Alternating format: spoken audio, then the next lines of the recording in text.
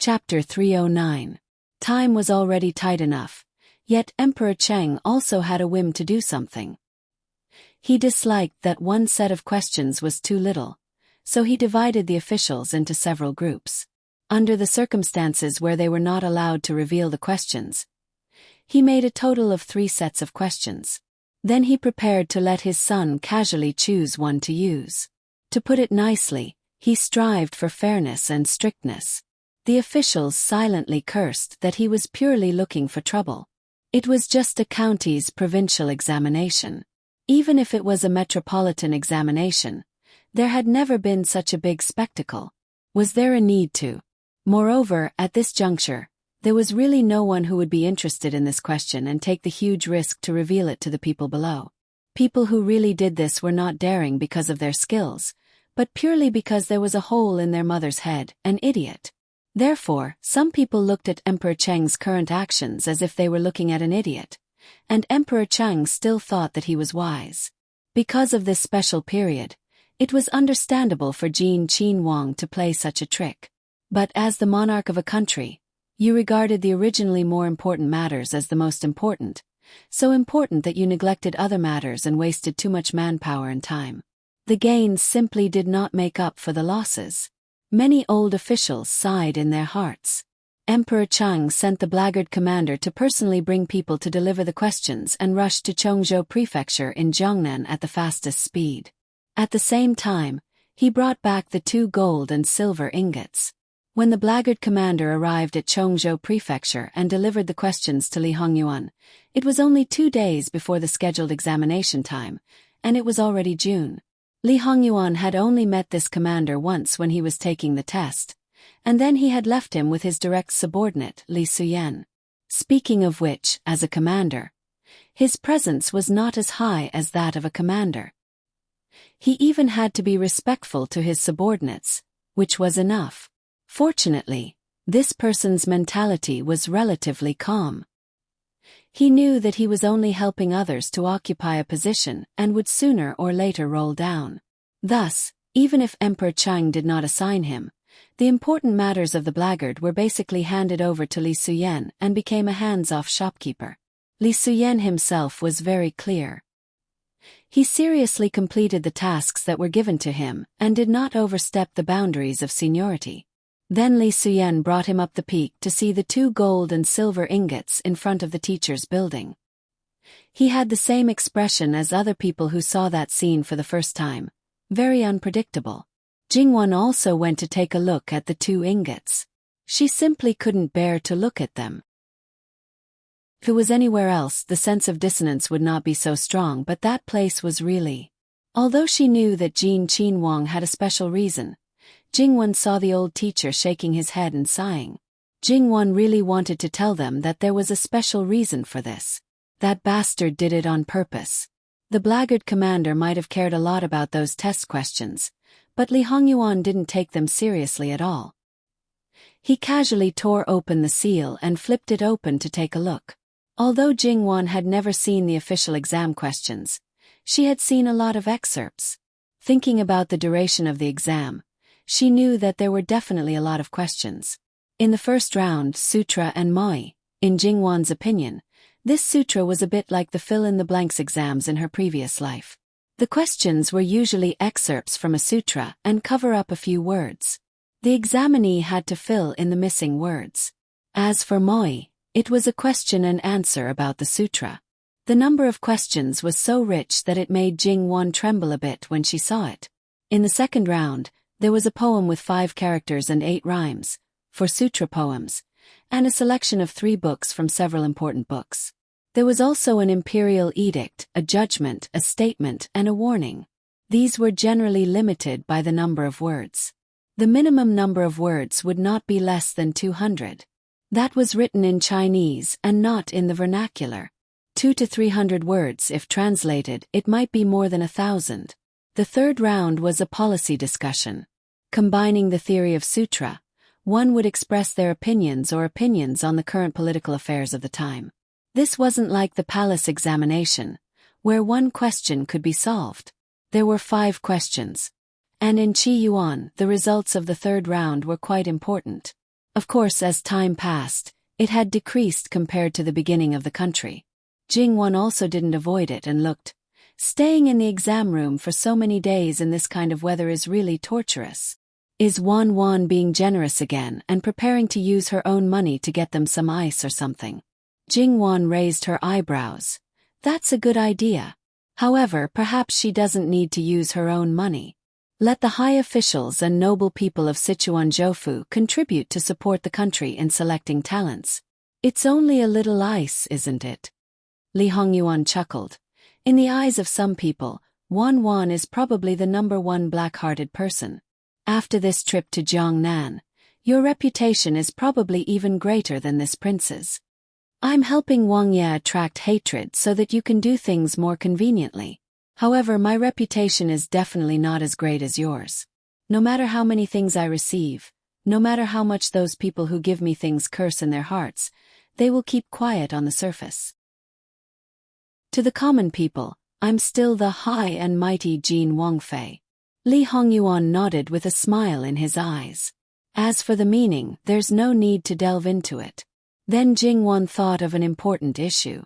As far as she knew, generally speaking, 2 days before the exam, the examiners would enter the imperial examination. First, a banquet would be held and all the inner and outer curtains officials would attend. After the banquet, the inner curtains officials would enter the inner curtains of the rear hall. The examiners would close the door and the inner and outer curtains officials would not interact with each other. Other than marking the exam papers, the inner curtains officials couldn't talk about other matters. However, now, not to mention whether Jin Wangye was the main examiner or not, he was still very far away from the exam site. These questions should have been copied by each examinee, but now there were only 3 original questions. It should be known that in the whole of Jiangnan, there were more than 20,000 examinees every year. On average, there were more than 5,000 examinees per fu. With each person having a set of questions, the workload was definitely not small. Even if they set off now, they would only reach Sichuan-Jofu tomorrow. Was it certain that the exam questions would be delivered to the examinees the day after tomorrow? Jingwon raised her doubts. Ayuan, this time you seem to be very unreliable. She ridiculed. At this time, the examiners of Sichuan-Jofu, one by one, were probably like ants on a hot pan, anxiously running around in circles. Li Hongyuan disagreed and was not the least bit anxious. Just adjust the order of the exam and it will be over. Just put the first round at the end. How simple. Jingwon opened her mouth and was speechless. According to what he said, indeed, the content that needed to be copied the most should be put at the end. In the first few days of the exam, there was no need to worry about not being able to produce the exam papers. As for whether it was in accordance with the rules or not. The living king of hell was born to break the rules, or it could be said that the living king of hell was not in accordance with the rules. The commander of the blackguard breathed a sigh of relief. The things that were originally packed to become an emperor had not been sent away yet. Now they were all given to him. Then Li Hongyuan and the others flung their sleeves and boarded the ship to leave for Sichuan-Jofu. When Li Suyen came to say goodbye to this superior, he only knew about it. It could be said that he was dumbfounded. He also did not know the specific time of the exam, otherwise, he probably would not be so relaxed. Now that he knew, his forehead was full of cold sweat. He inwardly blamed himself. Did he delay the time? Leaving Chongzhou-Jofu this time was not like leaving Kai Ming-Fu with anger. Therefore, the people who should be taken away were all taken away. In the end, the people who stayed in the other courtyard were only missing the 2 who were strangled to death by Li Hongyuan. The rest were the same as when Jingwon and the others moved in. The Furans whose family property had shrunk by more than half did not have the mood to care about these things. Now, their impression of Jingwon was that, on the surface, she looked gentle and kind, but in reality, she had a Buddha's mouth and a snake's heart. She was ruthless and black-hearted, greedy by nature, a bottomless pit of dissatisfaction. Not only that, she was also jealous and did not allow any other woman to get close to Jin Qinhuang. How could such a person marry into the imperial family? Sure enough, her disguise was too good and she deceived too many people. In addition, the fact that Jin Qinhuang was henpecked was very surprising. Otherwise, why would he guard such a woman and ignore other beauties? Before Jin Qinhuang got married, wasn't he famous for being dissolute and fond of beauties? This kind of change, could it be because he suddenly cultivated his heart and character? It was absolutely impossible. As the saying goes, mountains and rivers are easy to change, but one's nature is hard to change. Therefore, it could only be that Jin Qinhuang Fei was too fierce that even Jin Qinhuang, who was known as the living king of hell, could be tidied up by her. The matter of money could not be discussed, but this aspect could be discussed. Wasn't it completely consistent with some of the rumors in Kai Ming Fu? Just as they were about to set sail on the canal, someone came to report that there were 2 young masters and young ladies from the aristocratic Min clan who were out on a visit and were about to return home. They learned that Jin Qinhuang was heading to Chuanzhou Fu and wondered if they could travel together to protect themselves. Li Hongyuan waved his hand indifferently, which could be considered as agreeing. After all, the Min clan could be considered to have paid a lot of Qi yuan. Jingwan saw a flash of ridicule in Li Hongyuan's eyes. What? https://www.bicken.com/11/11807/6653585. HTML chapter error. Click here to report exempt from registration. We will deal with it as soon as possible. After reporting, please wait patiently and refresh the page. Please remember the domain name of this book. www.bicken.com. Bikugo mobile reading website. Bicken. Chapter 310. As an aristocratic family, unless it was on the decline or there was a special situation like the Pei clan, there would be more than 1 or 2 people who worked for the imperial court. The so-called aristocratic family paid attention to the status of the aristocratic family. Without power to rely on, it could not be called an aristocratic family. It would also be suppressed and quickly declined. The Pei clan had been like this for nearly 100 years, which was extremely rare. However, although it looked as glorious as before, it had actually reached a point where it was in imminent danger. If the Pei family could not find a feasible solution, it would collapse in less than 10 years. The speed of collapse would be far faster than the process of a normal family's decline. Although Li Hongyuan had trimmed the Pei family very thoroughly in his previous life, it did not mean that he did not prevent the Pei family from being uprooted. At that time, Li Hongyuan's birth mother's identity was exposed. Even if he did not like the Pei family, it was still his maternal family. If others casually added insult to injury, who knew if it would make him unhappy? Some things could be done casually, but others could not touch it. Especially when facing a temperamental person like Li Hongyuan, they had to be careful. Therefore, no matter what the Pei family did, others watched coldly from the sidelines. Not to mention the aristocratic families, it was very common for the family members of officials with a certain status to want to hitch a ride in such a situation. Under normal circumstances, it was not because they were worried about the safety of the road. Although it was safer and more convenient, it was more to show a kind of attitude. It was a kind of respect for the imperial family and recognition of its power. Therefore, Jingwan was not surprised that someone wanted to travel with them. Her husband showed such an attitude, there was definitely a problem.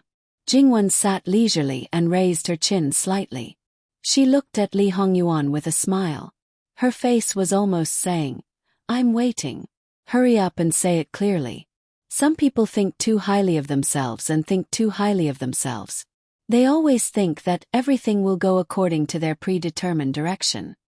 Although she did not know what happened, Jingwan almost instantly understood who he was talking about. Since the two were linked together, it was obvious. The Pei family. Li Hongyuan smiled but did not say anything. The answer was obvious. It can't be the patriarch of the Pei clan. Could it be an important member of the Pei clan? The Pei family attempted to use me to revive the clan.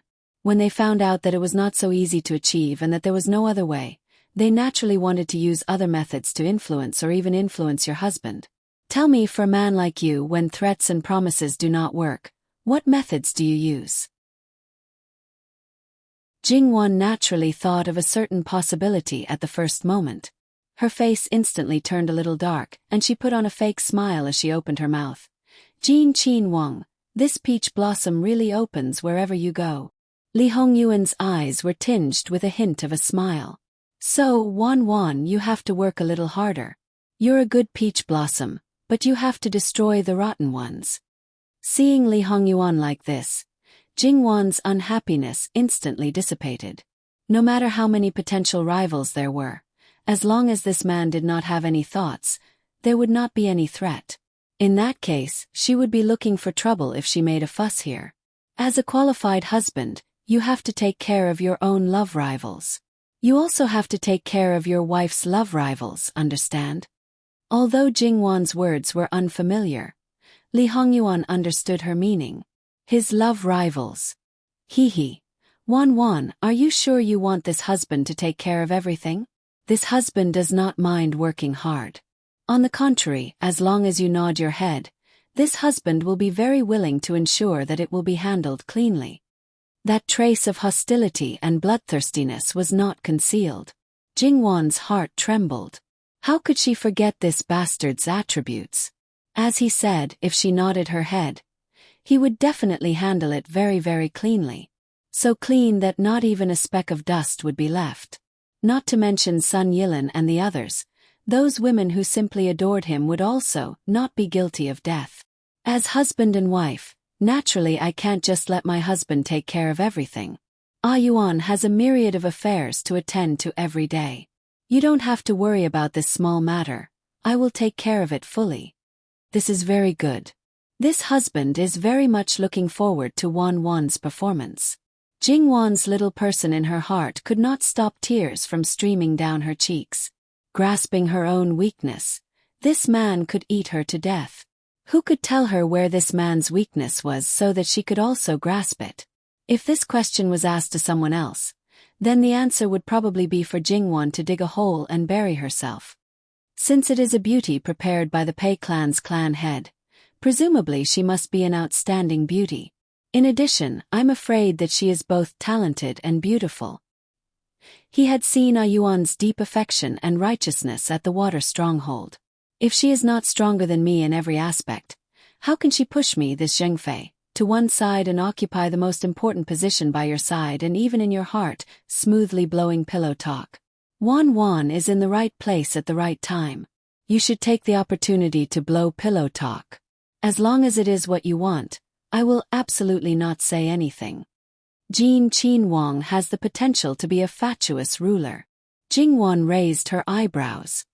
At the same time, Ben Wong also has the potential to be a tyrant. Lee Hongyuan answered with a smile that was not a smile. Jingwon's eyebrows jumped. It seemed to be a joke, but Jingwon felt that his words could not be any more true. This kind of temperament that was revealed from time to time was really frightening. There were many rumors about Jin Chin Wong. Although Jingwon did not go to confirm anything, but now she could be sure that some of them were absolutely true, and they were even worse than the rumors. It seemed that in the future she would have to tighten up a bit. She could do less harm, then she would try to do less. In fact, Jingwon was very puzzled. How did his temperament form in the end? Arrogant, despotic and condescending, this kind of situation could be explained. After all, his background was strong and he was favored. But what was this cruelty and darkness? Generally speaking, shouldn't this kind of situation be formed when he received bad treatment? Qingdi and Gui Fei Su could be considered to have nothing to say about him, except... Wait, Gui Fei Su did two things that erased everything good about him. According to him, the first time was when he was 10 years old, and the second time was when he was 13. He had dodged both times. At that time, his temperament was far from mature, but he was smart enough to know the truth. Thus he became evil. Seemed to make sense. What is Won thinking about? I want to see what kind of beauty clan head Pei has prepared.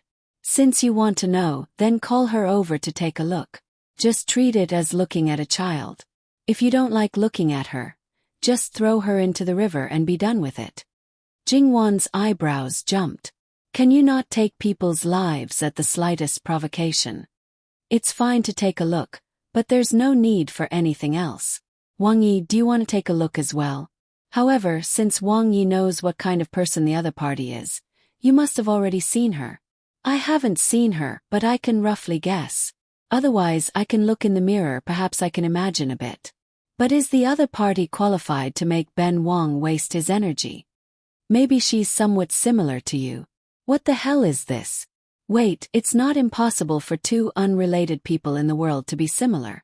However, in a situation where they haven't seen each other and said similar words, there can only be one possibility. Blood relations. What cousins, haha, weren't she and Chen Jingmin the same?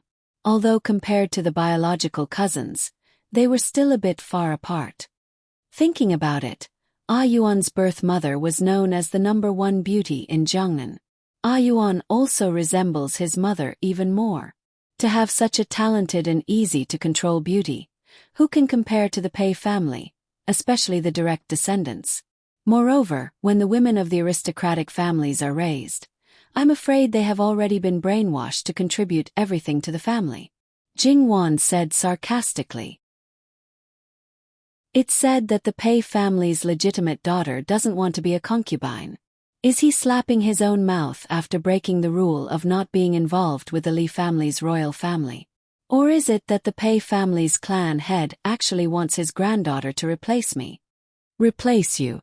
That old thing might have such thoughts. However, he also has to consider your grandfather's situation. So, he didn't consider that I would be an obstacle. He didn't consider whether you would agree. Wan, I know that kind of person better than you.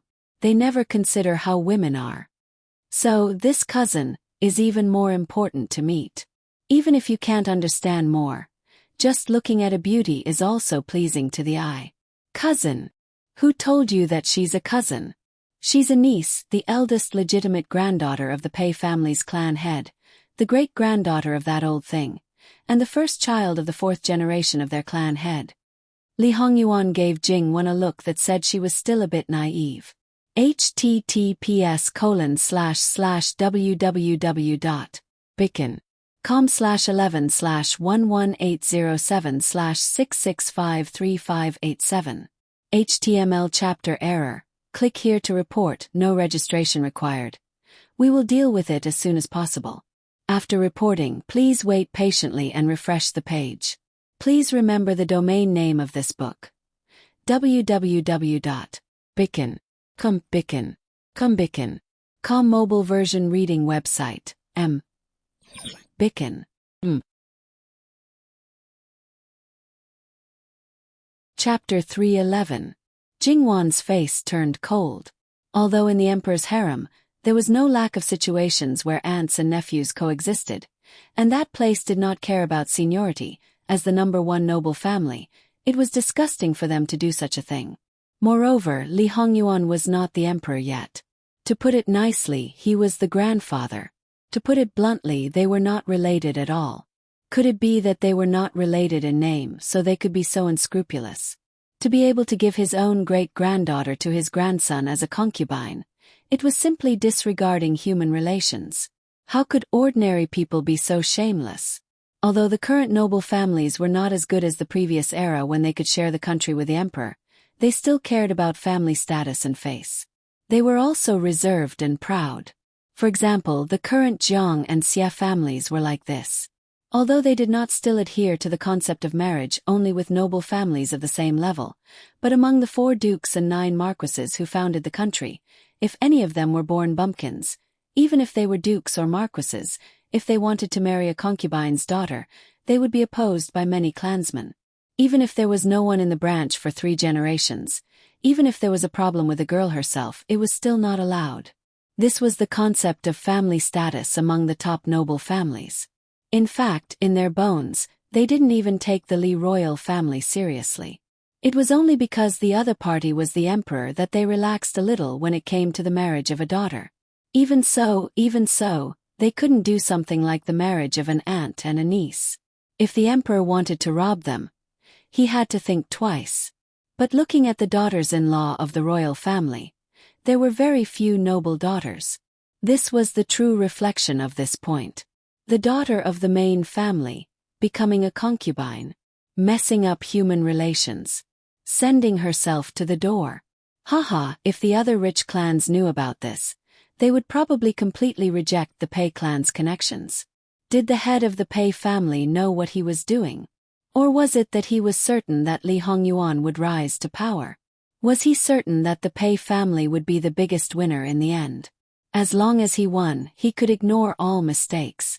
As long as he held power, not only would people not criticize him, but they would also curry favor with him. This kind of person was completely unscrupulous in order to achieve his goals. Jingwan was 100% sure that even if he didn't have any plans to remove her from the position of Li Hongyuan's official wife, he would definitely find a way to remove her in the future. Most likely, he wouldn't wait until after Li Hongyuan ascended the throne. It would be in the best interest of the Pei family to become the empress of Li Hongyuan. Only then could the Pei family restore the reputation of the Pei family. As for what method he would use, it was nothing more than to ruin her reputation and then do his best to raise the reputation of the Pei family's daughter. Jingwan sneered. No matter how good one's wishful thinking was, it still depended on whether the other party was willing or not. She was bound to make him fall before he could even take the first step. The most confident and calm part was probably the first step. Li Hongyuan saw the gloomy expression on Jingwan's face and smiled. The emperor's heart was comforted. This wife finally had some self-awareness. Was it easy for him to reach this step?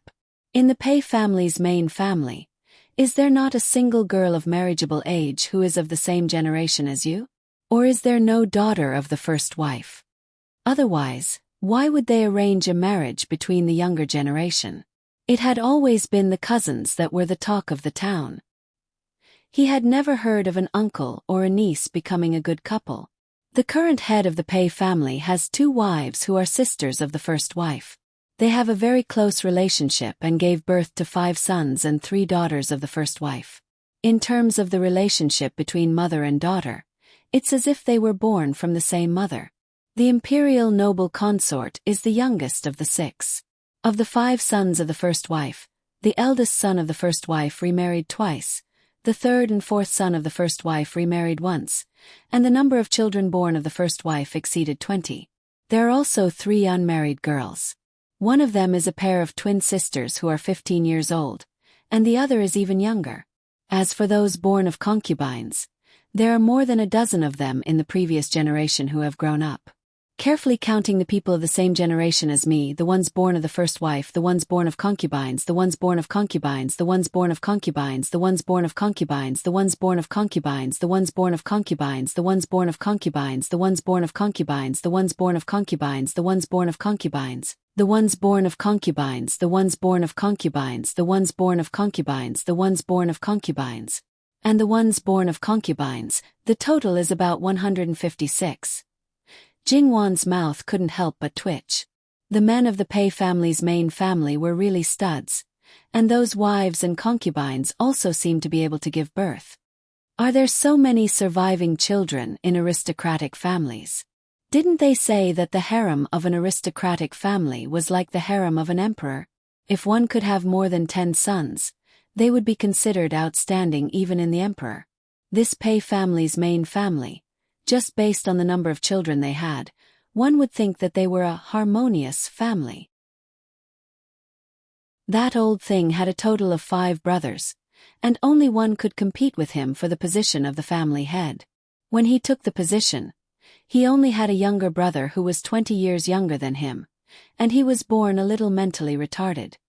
Li Hongyuan purposely emphasized the word, born. After he took power, the families of his brothers were separated. At that time, grandchildren were already born, and every family that was separated, old and young, did not have more than 2 people. Jingwan sucked in a breath of cold air. Comparing the two, the difference was too big. Wasn't he afraid of being criticized? How could that be? Li Hongyuan chuckled, laughing at Jingwan for thinking too simply. Everyone said that he was good at managing his family, and he took good care of his brothers and their families. When his father was alive, he often told others that this child was very kind. Such a big family, lively and harmonious, and there had never been any bad news from his harem. How could outsiders criticize him? They would only envy him and praise him. He valued his children very much. She didn't participate much in the internal strife, but she knew quite a lot. Valuing his children meant that the internal strife could not hurt his children. Only those with his blood were his family, and other women, regardless of whether they were his wives or concubines, were just tools for reproduction. Between his family and his tools, it was obvious who he would choose. If he really used blood to set the rules from the beginning, then it was not strange that the Pei family's main family was so flourishing. However, were the so-called family members really family members? Now it seemed that they were just pawns, and the degree of importance they were attached to was related to their role. Since he did it so carefully, he must cherish his reputation. When he gave you someone, it sounded better to give a granddaughter than a great-granddaughter. The reason why that old thing chose a great-granddaughter and not a granddaughter is probably the so-called sincerity. No matter which generation, the eldest son, regardless of whether it is a son or a daughter, will be greatly valued, especially in aristocratic families. Although there are granddaughters who are of marriageable age, although they are both daughters of the first wife, they are the second generation. Whether it is in terms of birth or beauty, they are a far cry from this one. Moreover, the world doesn't know about my relationship with the Pei family. By the time they know, the dust may have already settled. That's probably what that old thing thinks. Jingwen sneered. If the quality is not enough, then the quantity is enough. The twin sisters' cousins are probably not worse than the first cousin's niece. He really thought that she was a soft persimmon. If she didn't properly return the favor, she would not be able to live up to her current reputation. What does Wan want to do? Li Hongyuan asked with a smile. Ah, Yuan, you don't understand. Yes, I don't understand. Li Hongyuan said calmly. If you don't understand, then do your own thing. You don't need to understand. Didn't I say that I will handle these matters? Min. Princess consort. Send an invitation to the Min family's ship. This princess consort wants to have a chat with the two ladies. The subordinates passed the message.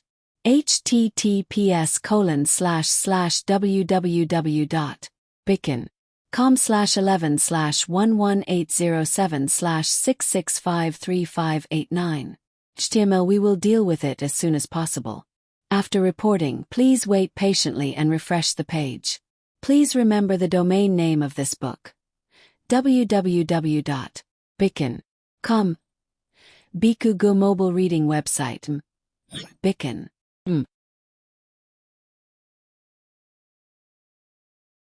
Chapter 312.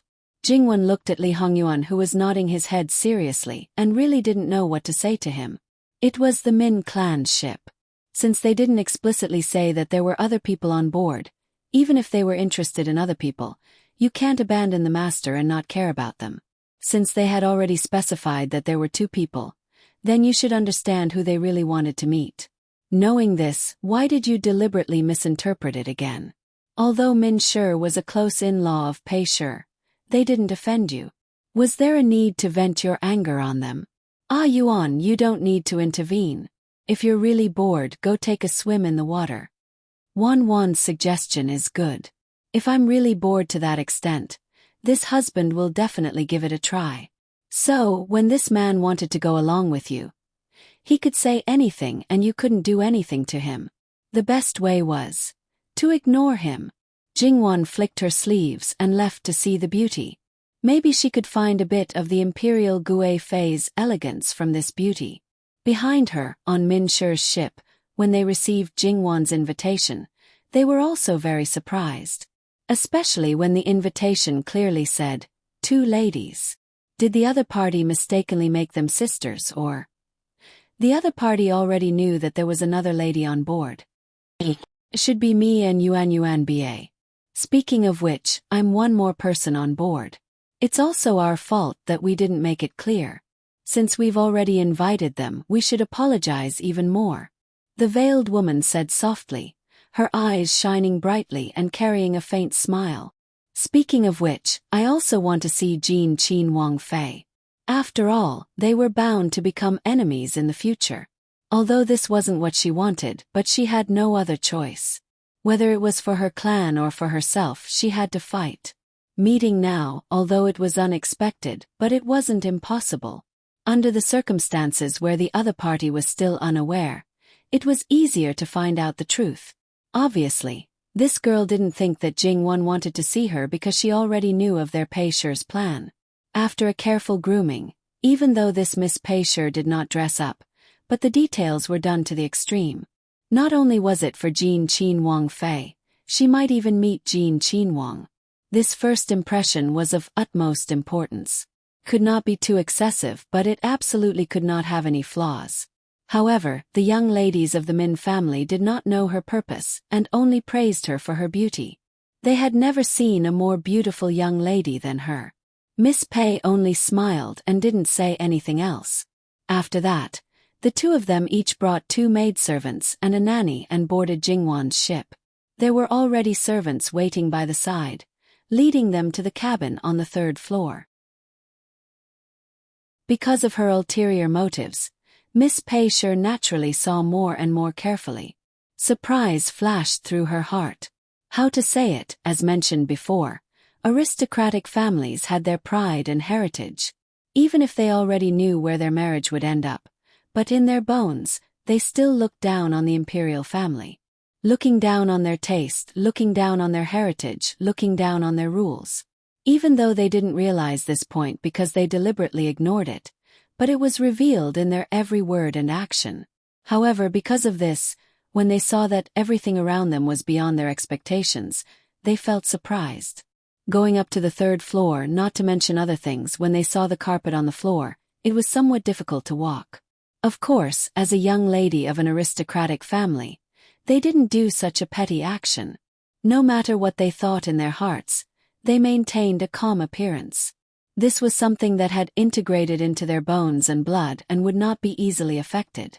Gong Mama was waiting outside the guest room. When she saw the 2 young ladies, she greeted them in a neither servile nor overbearing manner. The 2 instinctively returned the greeting. In that instant, they thought of her as a capable nanny by the side of an elder in their family. She was an existence that they had to show some respect to.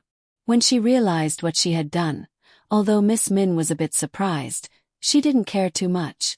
After all, she was a nanny by the side of an imperial concubine. This bit of respect was only natural.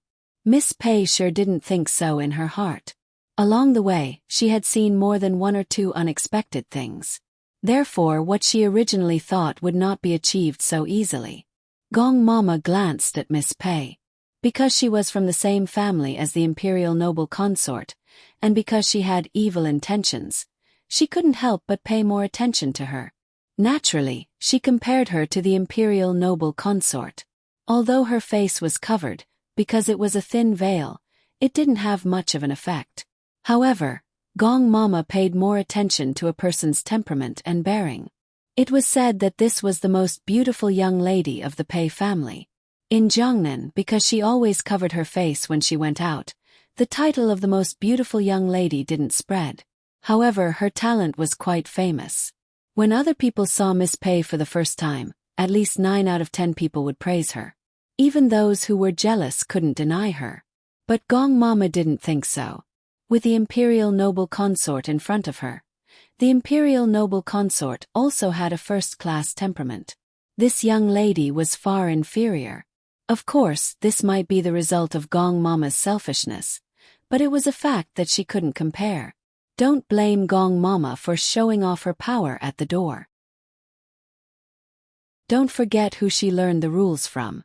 The things of aristocratic families were really not difficult for her, although she didn't know it when she learned it. In addition, she wasn't an ordinary woman of the inner residence.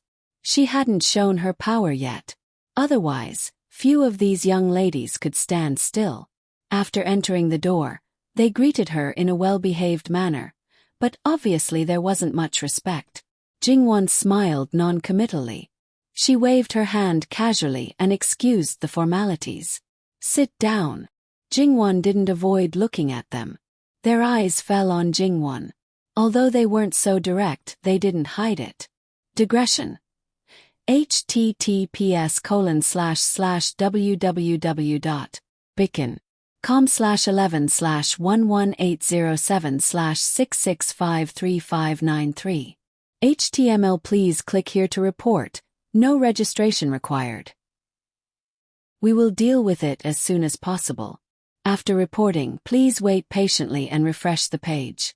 Please remember the domain name of this book. www.bicken.com mobile edition.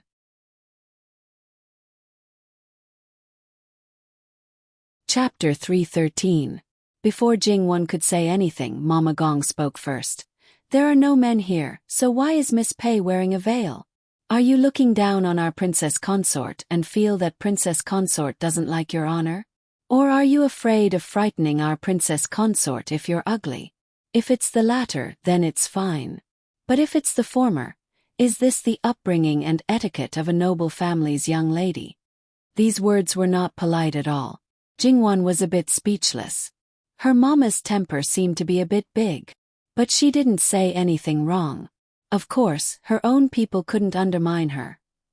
It was impossible for the other side's people to remain indifferent, especially the people who served Miss Pei. Their eyes were almost spitting fire. In the end, they remembered their status and didn't immediately talk back. Something carved into their bones didn't allow them to do anything rude. This was their pride as servants of noble families. That's right, they were all servants. They looked down on people of the same status outside of noble families. In Jiangnan, they had always looked down their noses at the servants in the official's residence. So what if she was a Qin Wang Fei? How could the people around her follow rules and etiquette? Their faces didn't show it, but their eyes showed disdain and disapproval. Were the maids by Jingwon's side that bad? Course not. It was just that compared to these people who had learned rules from a young age and integrated all kinds of rules into their daily habits, rules and etiquette to them were not rules and etiquette. They were just ordinary meals. Naturally, they were lacking. But Jingwon didn't care at all. They were carved from the same mold. What was there to care about? Even if the people around her could be trained like this, she didn't want them. Princess consort, please allow me to report. Our miss is not looking down on princess consort. It's just that when she goes out, it's all like this. It's a habit. At this point, Miss Pei suppressed the anger in her heart. She raised a hand to stop her mama from continuing. She took off her veil and revealed a country-toppling beauty. I hope princess consort doesn't take offense. It's really a habit. We don't mean to disrespect princess consort. Jingwon smiled. It's fine. She had the servants bring in tea and refreshments. He thought to himself, sure enough, she's beautiful beyond compare. In Jingwon's view, the so-called beauty could hardly be the best. She had to admit that this woman was the most beautiful among all the women she had ever seen.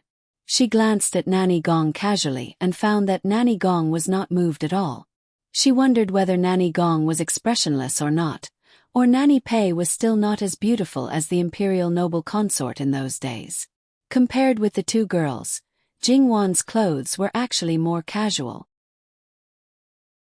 She only wore a few hairpins on her head and a string of Buddha beads around her wrist. At first glance, she looked a little shabby, but in fact she was not. Anyone with a little eyesight could see that all her clothes were good. What showed was a low-key and elegant luxury. This casualness and calmness made the Pei clan's daughter, who was meticulous to every detail, feel that she was at a disadvantage. Jingwon didn't deliberately say anything to them. She just chatted with them. Perhaps Jingwon was not as beautiful or talented as Miss Pei, but she could deal with this kind of situation easily. In fact, she was almost 1 year younger than Miss Pei. However, she had more experience and knowledge than Miss Pei. Not to mention the things in her previous life in this life. She loved travel books and miscellaneous studies. She also dabbled in history books. She had read a lot of books in the past few years. After marrying Li Hongyuan, she talked about the current situation of the world almost every day. Her knowledge was constantly increasing. Even if Miss Pei was very knowledgeable and quoted classics, as long as it was special, she could grasp 70% or 80% of it. To be honest, she was not afraid. Miss Pei also wanted to test Jingwan's depth. After all, she was a great enemy. As the saying goes, know yourself and know your enemy. Only then could she better plan her future path. Therefore, Miss Pei, who usually seemed gentle and kind, but was actually arrogant and always kept a certain distance from others, changed her usual self and became much more friendly. Miss Min, who was beside her, kept glancing at her. However, because she was a girl with a big heart, she didn't mind being left out. As for the fact that she couldn't get a word in, she didn't care too much about it. In any case, there were so many talented girls around her. She couldn't flatter them and had already gotten over it. As time passed, Jingwan could only sigh. Miss Pei was indeed a girl carefully groomed by a top aristocratic family. Even if she grew up in a boudoir, she still had extraordinary knowledge. But why would such a young lady want to be a concubine for no reason? Did she really have the supreme consciousness of, since my family gave me a life of hardship, I will give everything to my family? Or did she have great ambition and came to be the mother of the world? Or was it a combination of both? Compared to Jingwen, the fluctuations in Miss Pei's heart were much more intense. Before, she was confident that even if she was a concubine for a while, she wouldn't be a concubine for life. What she relied on was not only her beauty and talent, but also her insight and wisdom.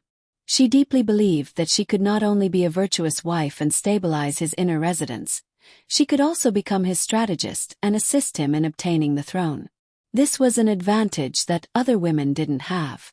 She didn't know much about Jin Qin Wang. Basically, it all came from her great-grandfather.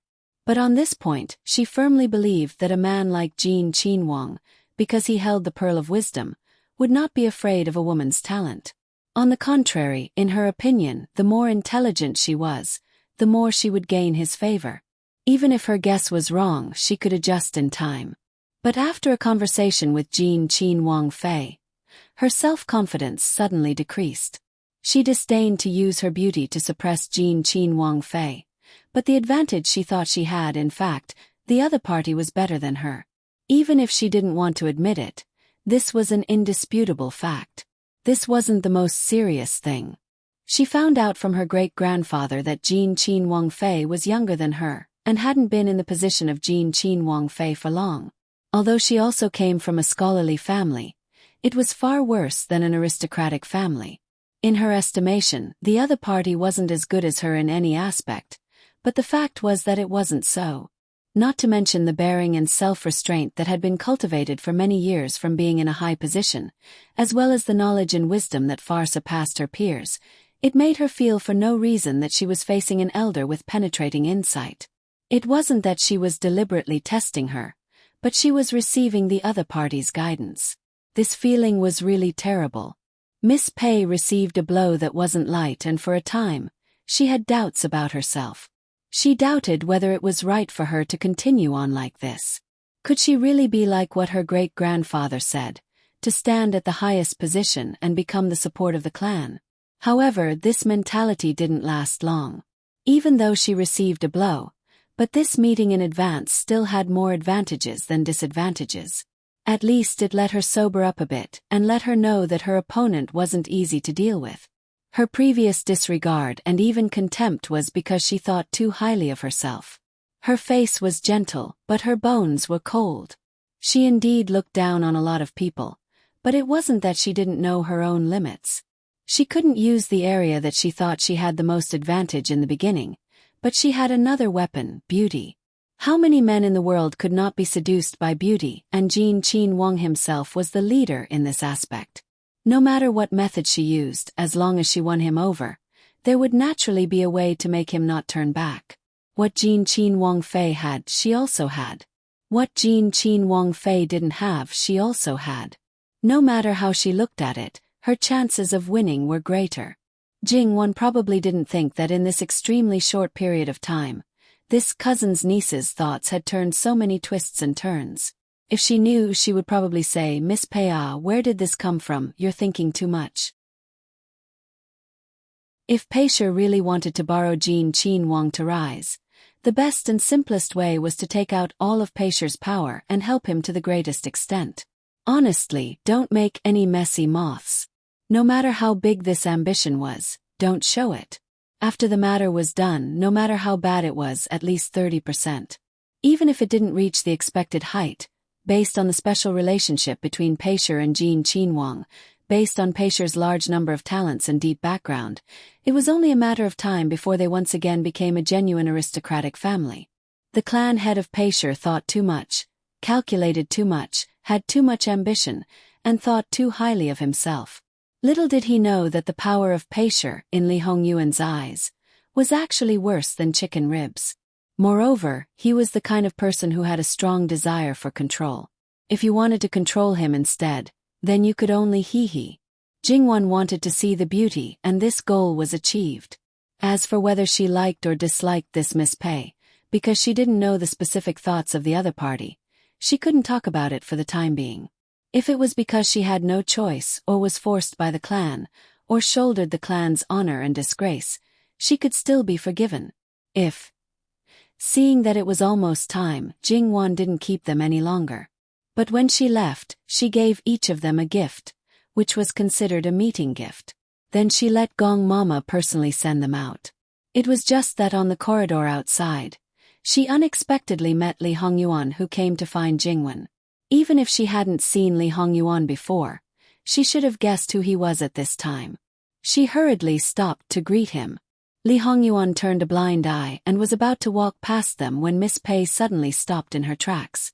"Raise your head." Usually this was actually very rude, but the other party's status was noble, so there was no way for her to refuse. Moreover, wasn't this the situation that Miss Pei wanted? After all, he was her future husband. No matter what, Miss Pei was inexplicably nervous. Her palms were faintly sweaty, and a faint blush crept up her face unconsciously. She raised her head discreetly, but her gaze was downwards. She didn't look directly at Li Hongyuan. Li Hongyuan sized her up for a moment. When he saw Miss Pei's posture, he curled his lips mockingly and left in a huff. https://www.bicken.com/11/11807/6653595. HTML. Please click here to report an error. Registration is not required. We will deal with it as soon as possible. After reporting, please wait patiently and refresh the page. Please remember the domain name of this book. www.bicken.com mobile version reading website. Bicken.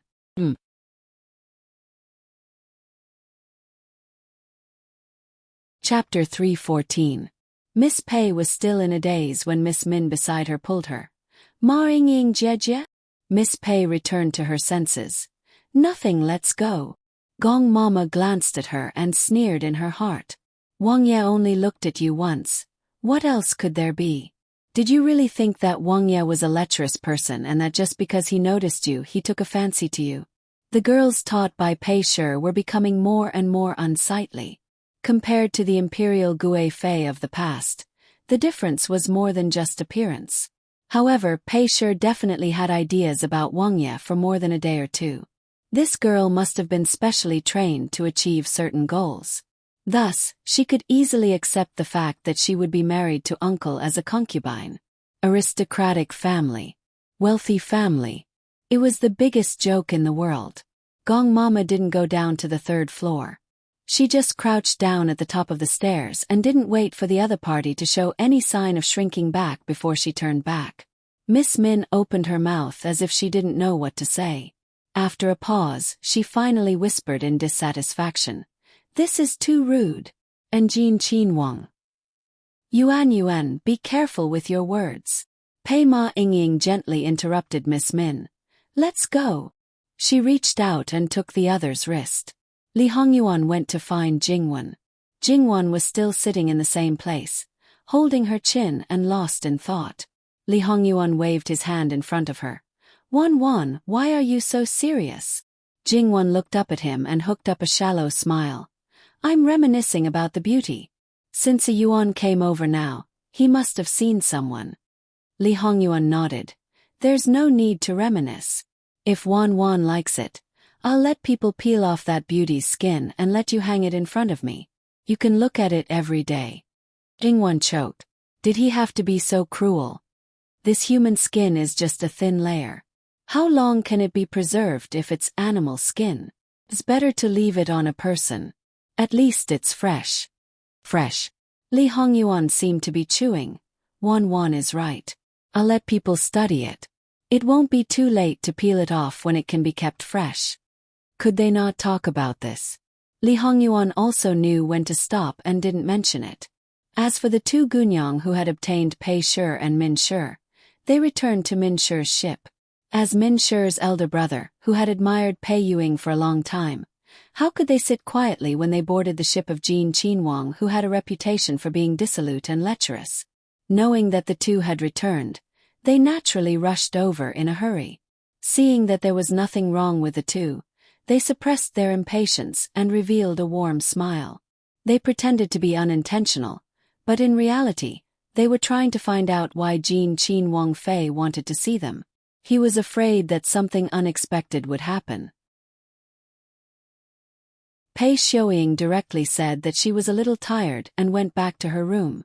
Young Master Min naturally nodded his head and agreed. He watched them leave gracefully and then pulled his sister to ask all kinds of questions. Jin Qinhuang Fei or whatever.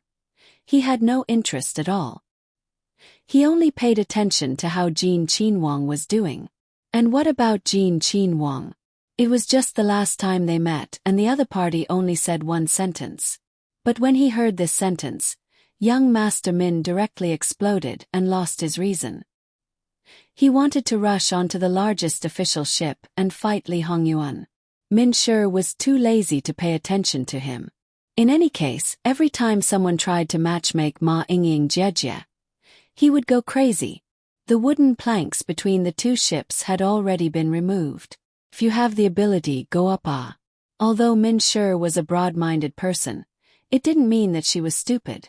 As a bystander, she might be able to see more clearly than Pei Xiuying, who was involved. She was at least 70% sure that Jin Qinhuang Fei wanted to see Ma Yingying Jejie, and she was only there in passing. Ma Yingying Jejie's attitude was also very strange. There must be something that she didn't know. However, no matter what the secret was, she wasn't interested in exploring it. She just looked at her elder brother with pity. Ma Yingying Jejie wasn't someone that you could covet. Save it. Every time you go crazy behind her back, not to mention that Pei Shi and Ma Yingying Jejie didn't know. Even if they knew, they wouldn't pay attention to you. With no way to find them, young Master Min randomly cursed Li Hongyuan on his own ship. He called out his surname and scolded Li Hongyuan as unbearable as he could. Fortunately, everyone on the ship was on his own side. Otherwise, even if he didn't die, he would lose a layer of skin. After that, the journey was smooth and there weren't any problems. When they arrived at Sichuan Fu, there were also many officials lining the streets to welcome them. This time, all the important officials in Shannon County, except for the Admiral Shuezhing who was detained, were all present. Li Hongyuan's gaze swept over them one by one but didn't say much. Tomorrow was the provincial examination, and Li Hongyuan didn't deliberately delay the time. Perhaps it was a habit formed in the two places, but this time, they also prepared a side courtyard. As the main examiner, Li Hongyuan, the boss, wasn't present, so naturally, there wasn't a banquet. Without paying attention to the others, he directly called the deputy examiner and threw out 3 sets of questions, letting him choose one by himself. The third round would be brought up to the first round and quickly prepare the exam questions needed tomorrow. Although this was against the rules, but at this time, no one would foolishly go up and talk to Jin Qinhuang about the rules. Speaking of which, this deputy examiner was relieved. If they really followed the conventional order, Even if it was printed and not copied, they wouldn't be able to produce the exam questions tomorrow. At that time, could they still say that it was Jean Qinhuang's fault? Naturally, they couldn't. The deputy examiner also didn't dare to be negligent. At this time, he also didn't refuse. He casually took one of the 3 sets and then asked Jean Qinhuang to send a few guards. Li Hongyuan let Li Suyen transfer a few people to escort him back to the examination courtyard. The original examiners were all waiting there. When they learned of Jean Qinhuang's decision, they all breathed a sigh of relief. However, even so, they still had to quickly prepare the exam questions for the 3rd round. Because of the urgency of time, they couldn't care too much about the rules and worked together. The provincial examination was important. Li Hongyuan didn't see the other officials. It was simply open and above board. In fact, even if there wasn't this matter, Li Hongyuan said that he didn't see them, it was also justified. Jingwan was a bit puzzled. Since printing was already available, why did the exam questions still need to be copied? In order to be completely unified, wasn't printing better?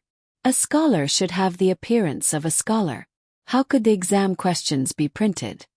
Li Hongyuan lightly opened his mouth. This is the reason for making this rule. Li Hongyuan gave an affirmative answer. Jingwan was also speechless. Just like in her previous life, there were a large number of students and a large number of exam questions. If they were to be manually copied, just thinking about it made her shiver. The teachers would definitely go on strike in groups. The next day, the doors of the examination courtyard opened wide. The examinees entered and were strictly searched one by one. Moreover, there were black-robed guards with knives to suppress the scene. Before they even entered, their legs were already weak. Especially those who had something wrong with them, even if it was just a little bit, they were all found out. It seemed that because of the problems in the previous examination, the provincial examination this time was especially strict. After entering, time was up. The doors of the examination courtyard closed and the rules were explained. Then, the examination questions were directly given. It could be said that it wasn't clean and efficient. However, when the examinees received the examination questions, there was a commotion one after another. Was there a mistake with the questions? The sound of gongs and drums rang. For a moment, the examinees quieted down and waited for an explanation. It wasn't that the questions were wrong. It was really the 3rd round's questions that had been brought up to the 1st round. It was called a test of everyone's ability to adapt to the situation and lay a foundation for future officials. After all, at that time anything could happen. Those who were still clear-headed knew that this was nonsense. They also quickly understood the reason behind it. It actually didn't have much of an impact on these people. If you like to hear the official nonsense, then listen to a few sentences. If you didn't like to hear it, then just go in one ear and out the other. For the examinees, did the adjustment of the examination room's order have any impact? Course not. The impact was actually very big. It was an examination that concerned their entire life. Most people were nervous.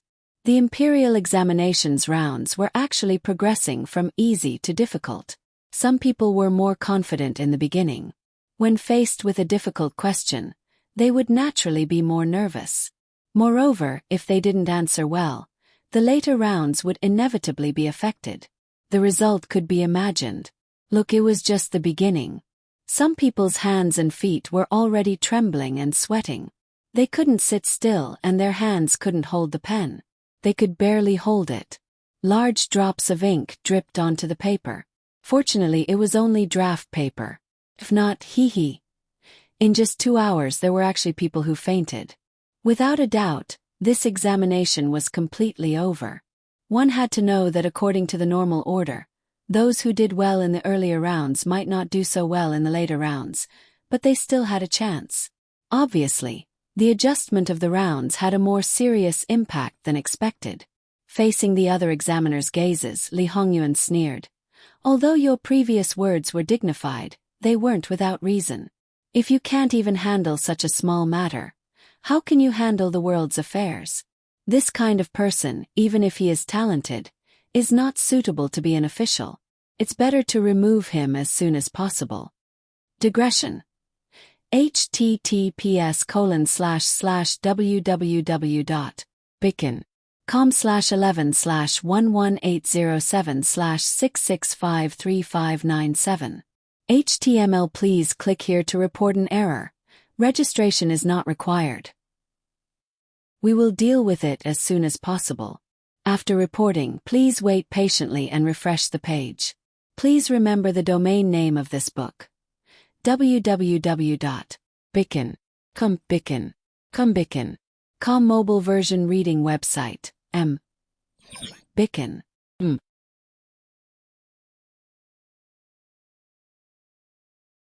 Chapter 3:15.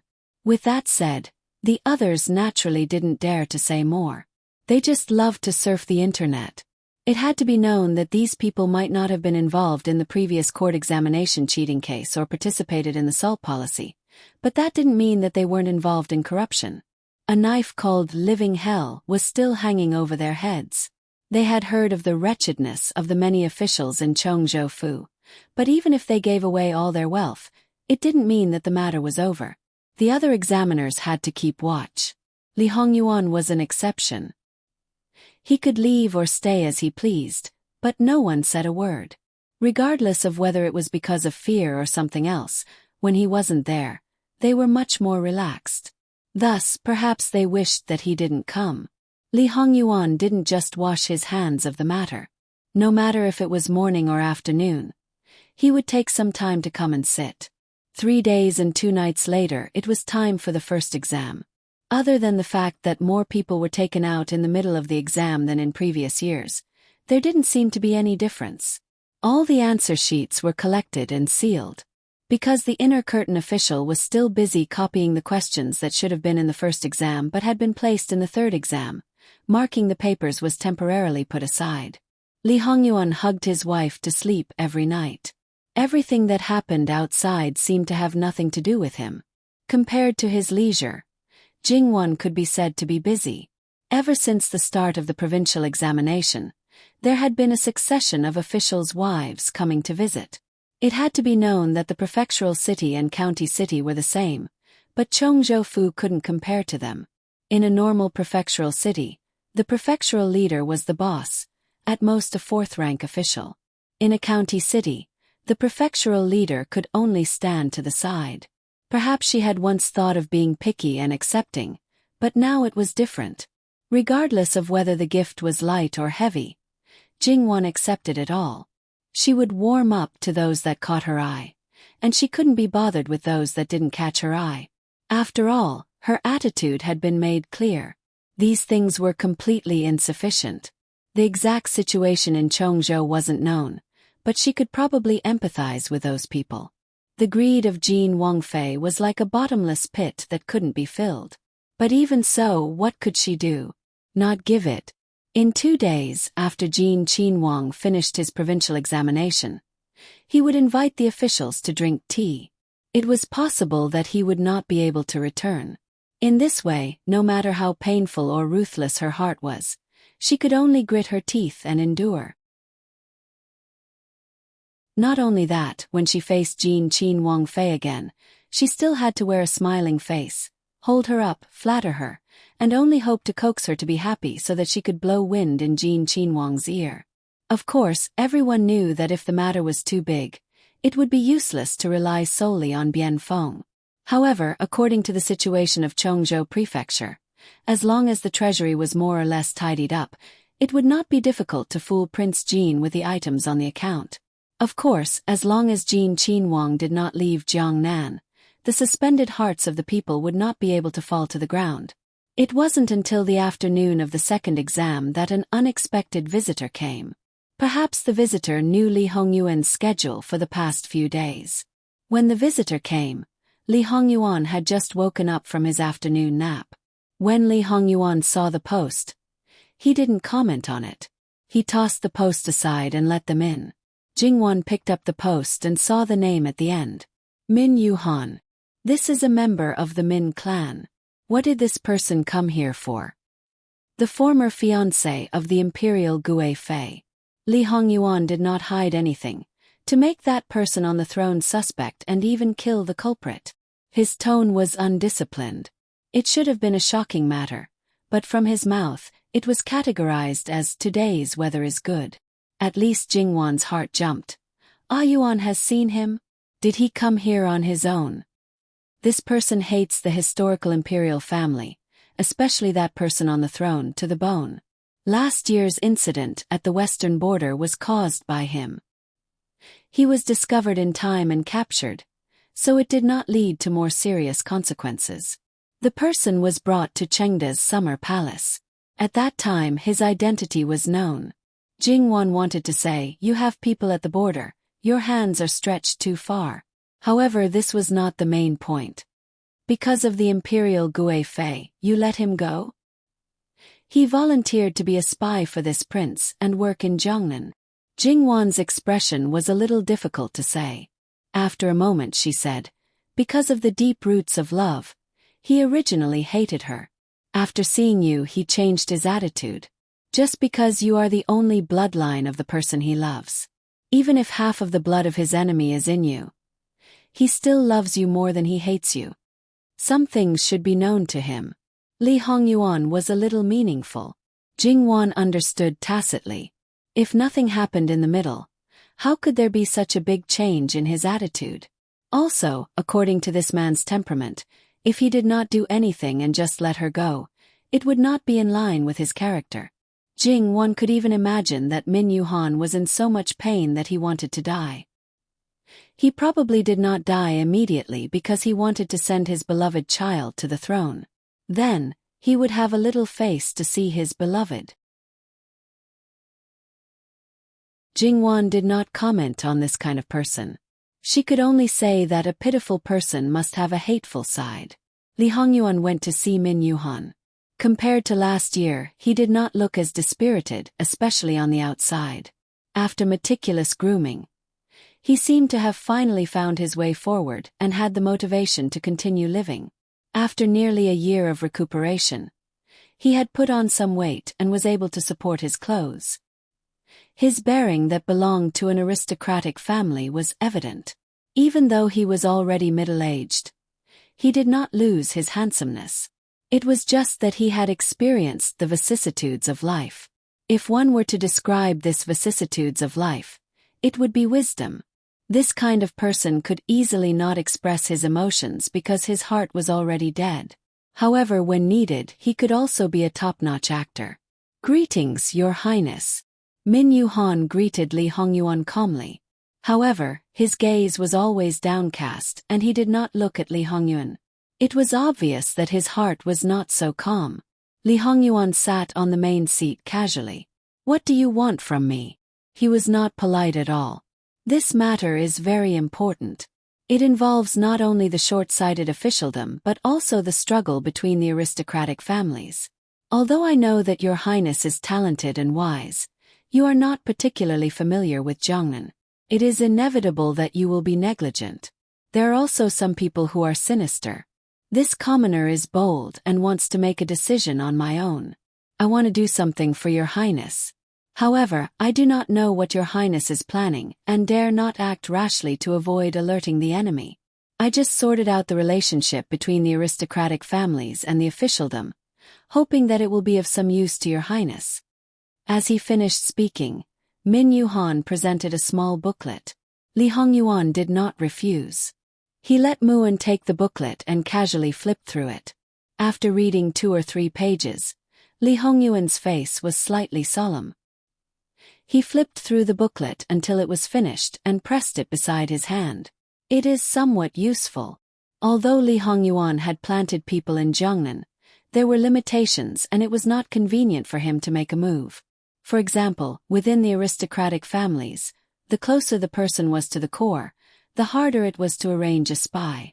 The people around those people were generally from a young age and were very loyal. Whether it was bribing or replacing them, it was very difficult. Min Yuhan was different. He was the direct descendant of the main family of the Min family, and was originally highly valued. However, he was marginalized by the family because of an accident. Now that he had returned to the family, Even if the family was still indifferent, they could not deny his talent. There were some things that he did not need to take the initiative to do, but people would take the initiative to come to him. He would occasionally say a few words and hit the nail on the head. Naturally, the family would rely on him more and more. If he wanted to know something, it would not attract attention if it did not affect the family's interests. This might not be a big deal within the aristocratic families, but it was very difficult for outsiders to find out. When Min Yuhan heard this, he was slightly relieved. It would be great if it could be useful to Prince Pei. To be honest, when Li Hongyuan met with an accident, he was as worried and anxious as anyone else. However, he quickly realized that things might not be as he had expected. Because of those traces, he calmed down and carefully probed. With some deductions, he had already guessed most of the situation. Even though he knew that Li Hongyuan was not really in danger, Min Yuhan's mood did not improve at all. Instead, his life experience became even more gloomy. All these years, he had been muddle-headed and didn't think too much about it. After he woke up, he carefully sorted out the things that happened back then and felt that something was wrong. Some things weren't as simple as they seemed on the surface. In the past year, while he was secretly helping Li Hongyuan with some things, he carefully investigated little by little. Heaven didn't disappoint those who worked hard. Finally, he found something useful. Just the little bit of information that surfaced made him hate Patriarch Pei to the bone.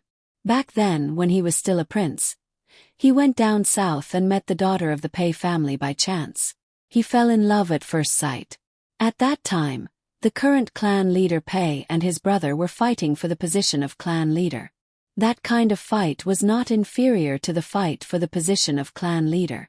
It was just that the scope of the fight was not as big. The current clan leader Pei's brother grabbed onto this matter and did not let it go. He said that not only was it related to the imperial family, it was also against the teachings of the ancestors. The clan leader Pei loved his daughter so much that he even did some inappropriate things. However, in the end, he chose the family and gave up on himself. Not only did he let his youngest daughter die suddenly, he also heartlessly removed her from the family tree. Because of this, he was very depressed for a period of time. However, Min Yuhan realized that to a certain extent, this matter had established his unshakable position as the successor. Min Yuhan also understood the current clan leader Pei's character from various aspects. The more he understood, the more frightened and at the same time, the more he hated him. As the clan leader of the Pei family, he might be impeccable for the benefit of the entire family. However, he was cold-blooded and heartless. He was ruthless and his methods were ruthless. As long as he thought it was worth it, he would not even blink an eye. As long as he thought it was worth it, he would even give up on his own family. He would even use all kinds of schemes. In his eyes, there were only useful people and useless people. The former could be doted on in every possible way. The latter, under normal circumstances, would be completely ignored. If they bumped into him, he would not hesitate to trample them into the mud. Because of this further understanding, he did not think that the incident back then was just a coincidence. He further investigated. Although there was no concrete evidence, according to his guess, Feng Wu being seen by Emperor Cheng was perhaps not an accident at all. It was a setup, and this person was most likely the old clan leader Pei. Min Yuhan once again became a trapped beast. Bit by bit, he rushed into the Pei family to confront him face to face. Previously, he did not understand the reason why the clan leader Pei did this until he understood that the Pei family had been paying attention to Jin Qinhuang all these years. Until he knew that it was possible that the old thing had kidnapped Jin Qinhuang. It was as if he was enlightened. He thought of a possibility. All the schemes were perhaps for one thing. A prince with the Pei family's bloodline.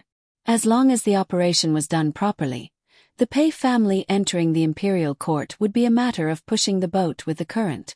Although it was only a guess, but after thinking it over and over again, this possibility was very large. Moreover, He completely did not have a reason to exonerate that old thing. He was so sure that it could be said that he hated that old thing to the bones. Especially when the other party put on a hypocritical face and sighed to him, saying that the Pei family had wronged him. He hated that he could not drink his blood and eat his flesh. But what he was even more shocked about was that his hatred was monstrous, yet he did not show the slightest bit of it and feigned civility. However, this plan could not keep up with the changes. No one would have thought that because of him, Emperor Cheng, who was very suspicious, would kill Xuan Xiu in a rage. Moreover, Xuan Xiu's only son was born as a devil. Even though Emperor Cheng treated his son very well, he did not give him any rights. Probably because of this, the Pei family did not come knocking on his door earlier. Now that old thing finally made a move on Jin Qinhuang. How could he endure it? Wang Ye, the Pei family has malicious intentions, especially the Pei family's clan head, that old thing. In order to achieve his goal, he would do anything. Please be careful. That old thing's actions have been known by you. Seems that he is not very secretive. Li Hongyuan was indifferent. It was not contempt, but he felt that it was better than contempt. Digression. Because it was even less before. He was too embarrassed to ask his relatives for monthly tickets. But because there was an event, he shamelessly asked. So, my relatives, please https //www. bicken.com/11/11807/6653600. HTML chapter error. Click here to report. Registration is not required. We will deal with it as soon as possible. After reporting, please wait patiently and refresh the page. Please remember the domain name of this book. www.bicken.com mobile edition reading website. Bicken.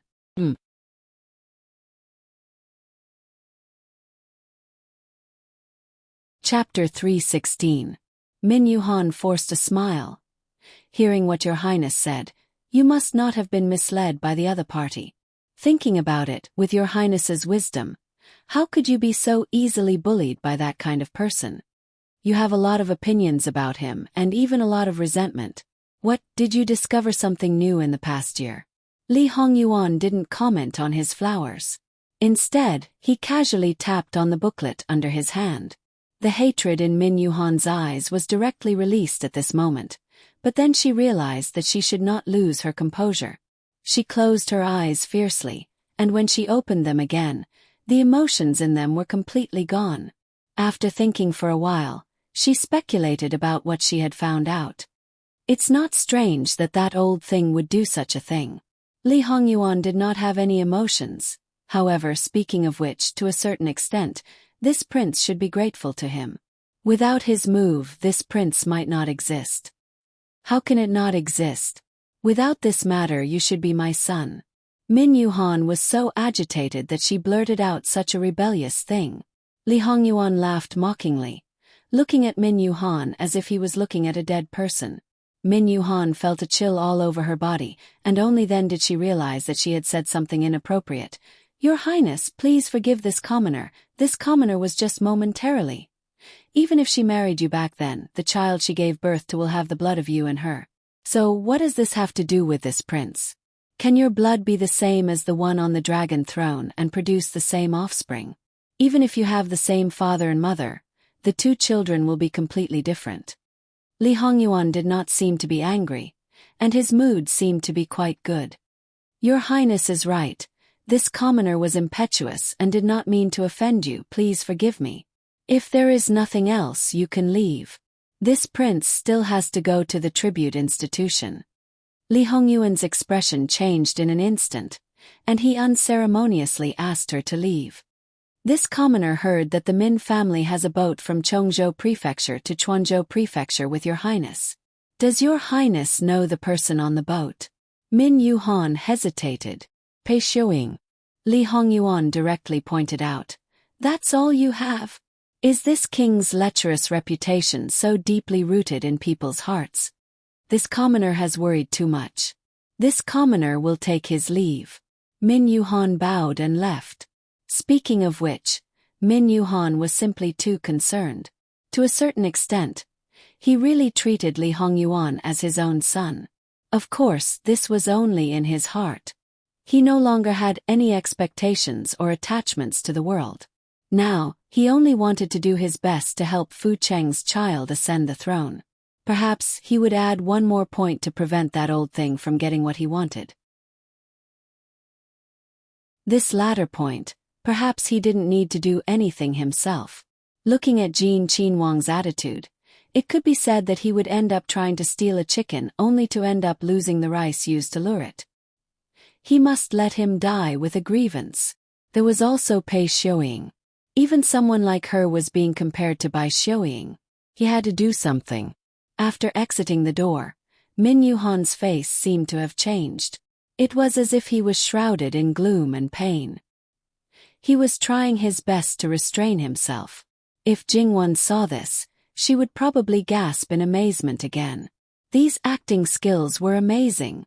Speaking of which, how many people were staring at Li Hongyuan now? Those who came to find him would naturally be known by all parties. At this time, it was very difficult to secretly come to see him. As such, they might as well visit him openly.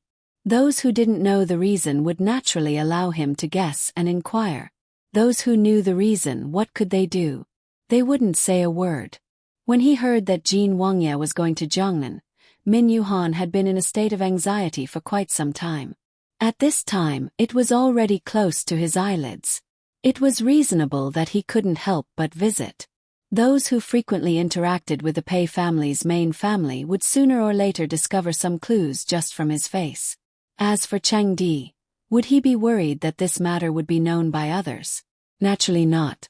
In fact, other people didn't know that Li Hongyuan first knew about his birth mother from Cheng Di's mouth. At that time, it was because of Pei Shi and the imperial Gui Fei herself that her birth was concealed. Cheng Di's taboo was never this, but the death of the imperial Gui Fei. What was even more taboo was that he killed her with his own hands. If this layer of relationship was exposed, he wouldn't care as long as there was no contact between them.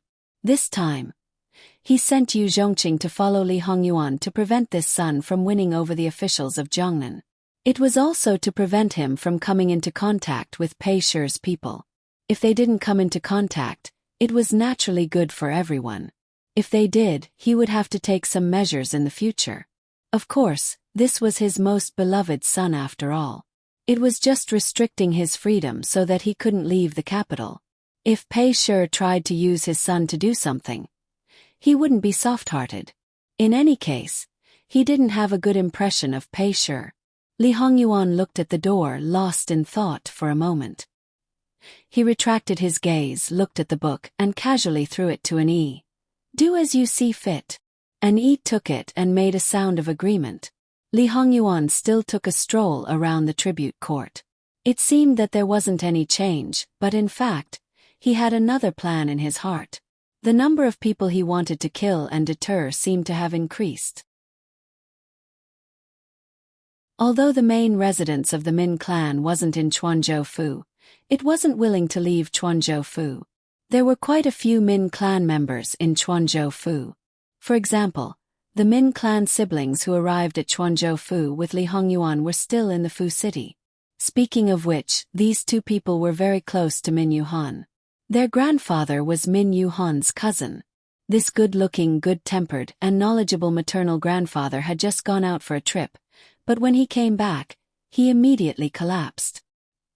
He was directly carried down from the carriage, but this startled everyone in the residence. They hurriedly brought him into the house and called for a doctor. They were busy saving people inside the house, and outside the house, they began to interrogate the manservant about what had happened. The manservant was also trembling with fear. Old master went to pay his respects to Jin Qinhuang. When he came out, he didn't look too good. In the end, in the carriage, Many of the younger generation were filled with righteous indignation, wondering if Jin Qinhuang had done something to him. As for the head of the residence, she seemed to be silent. Obviously, she was the one who knew the truth. After a moment the old madam sighed, "Sinful ah." The younger generation didn't understand and asked one after another. The old madam waved her hand, telling them not to ask too much. This matter was a secret between the Pei clan and the imperial family. It was better not to know. When the doctor came out, he asked the reason for fainting. Sure enough, it was due to excessive stimulation. In addition, his body wasn't very good and he had been depressed recently. As the sister-in-law, she went into the room to take a look. Even though he was unconscious, he was still restless. His mouth kept shouting something. Only she knew that it was 2 words. Hey hey. Digression. This chapter is still a little short. I didn't reach 10,000 chapters. I'll work hard tomorrow. https://www.bicon.com/11/11807/6653611. Though there's an error in the chapter. Please click here to report. Registration is not required. We will deal with it as soon as possible. After reporting, please wait patiently and refresh the page. Please remember the domain name of this book. www.bicon.com mobile edition website. Bicon.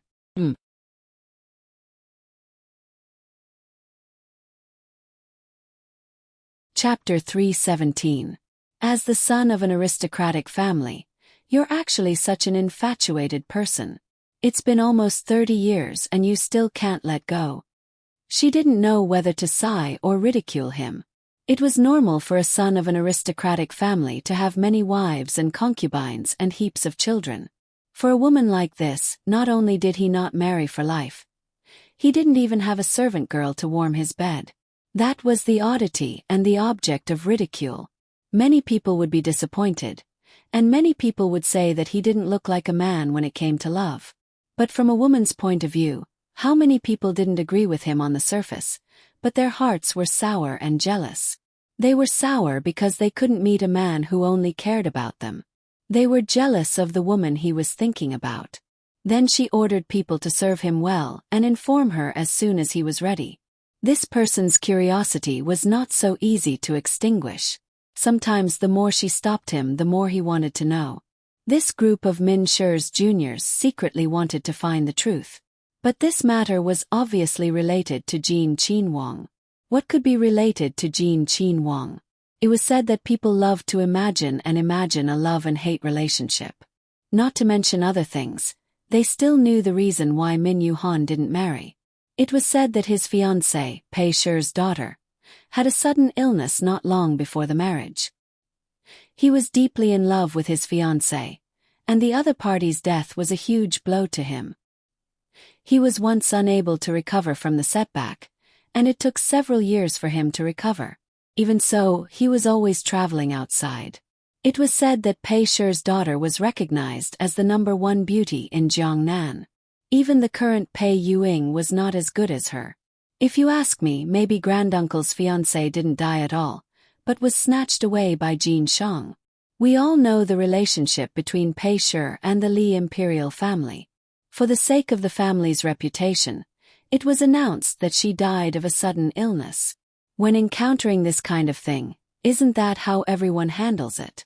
Maybe Jean Qinhuang is the child of great-granduncle's fiancée, and the kind that looks very similar. That's why he got such a big shock just because he met her once. The girl that Pei Yuing called Yuan Yuan said as if it was a matter of fact. The others listened and looked at each other.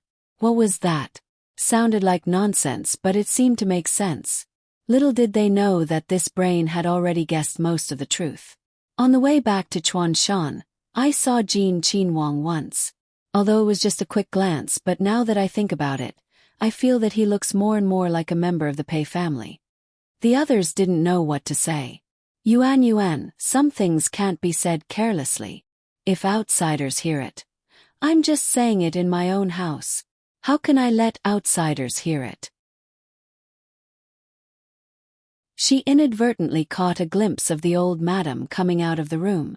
The old madam had a speechless look on her face. She immediately went up to her with a smile and took her arm. Third grandmother, am I right? She then shook her arm like a spoiled child. Old Madam reached out and poked her forehead. You don't think too much about it. Although he was at home, he still had to be prepared for any eventualities. Many things were caused by careless talk. Yuan's words should be taken as a joke. Don't spread it around. Alright, let's disperse. Everyone looked at each other again. Could it be that Yuan had guessed correctly? That was really too. The others were still in an indescribable mood. Instead, it was Miss Yuan's elder brother who couldn't suppress his excitement. If it was really like this in terms of seniority, Ma Yingying was Jin Qinhuang's niece. He was a dignified Qinhuang. What kind of beauty couldn't he have? He wouldn't be so shameless as to forcefully snatch his own niece. He really didn't want face. Pei Shi also wanted face. She absolutely wouldn't allow this kind of thing to happen. How could he know that the truth was the opposite of what he thought? Miss Yuan understood her elder brother very well, especially when it came to Ma Yingying Jejie. Just by looking at his expression, she knew what he was thinking. She secretly rolled her eyes. Even if there was no Jin Qinhuang, it still wouldn't be your turn. However, she was also very clear. Don't look at how her elder brother was deeply in love with Ma Yingying Jejie and had the attitude of not marrying anyone else.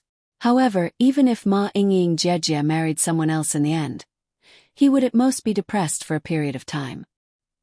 He absolutely wouldn't reach the level of great-granduncle. It was even more impossible for him to not marry for his entire life and not have a single person by his side. Right now, there were no less than 3 Tongfang maids. This elder brother of hers, in essence, was the same as other young masters of aristocratic families. Min Yuhan wasn't unconscious for too long. It was only half a day before he woke up. It was true that he was unconscious, and the reason for his coma was also true. It was just that he didn't restrain himself. Instead, he repeatedly thought about those things that caused him the most pain and hatred. This infinitely magnified the negative emotions, causing the final result to not be surprising. After waking up, his entire person didn't seem to be much different from before. However, those who were close to him could clearly feel that he was more silent and more indifferent. This was a heart disease. As the saying goes, a heart disease needs to be treated with medicine of the heart. However, this medicine of the heart was long gone. Thus no one could do anything about it. Min Yuhan rested for 2 days. Then he got someone to pack his things. He was going to the main residence of the Pei family. To be exact, he was going to meet the Pei family head. The Min family and the Pei family's old residences were both in county cities and not in the prefectural city. Their residences took up almost half of the entire county city.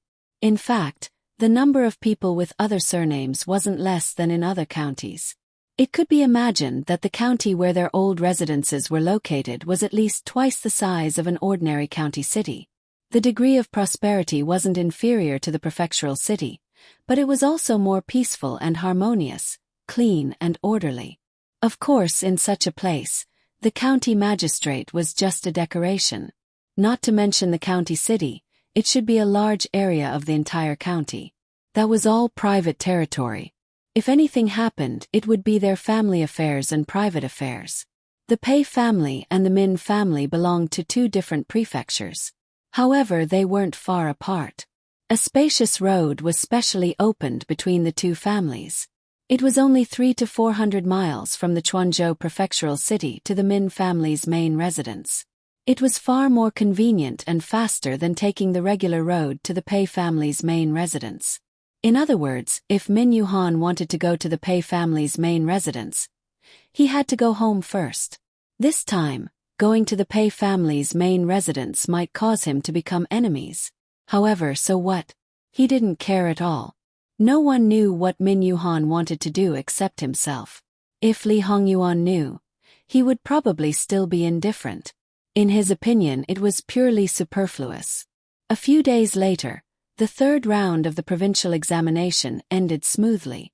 Most of the people who walked out of the examination hall felt that it was so simple. In fact, it was because the easiest questions were placed last. The questions set by a group of big shots in the imperial court should be more difficult. The difficult questions were placed first.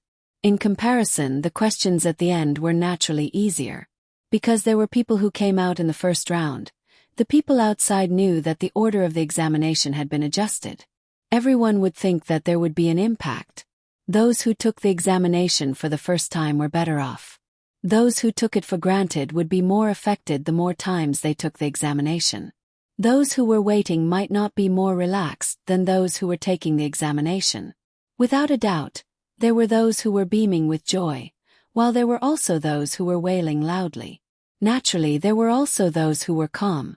However, no matter what, after being in the examination hall for so long, 99% of them were mentally and physically exhausted.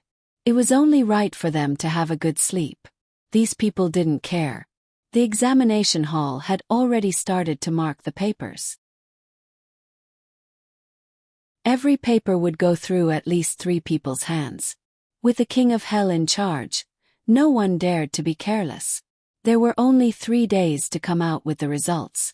It was also a big project. Li Hongyuan waved his hand and left.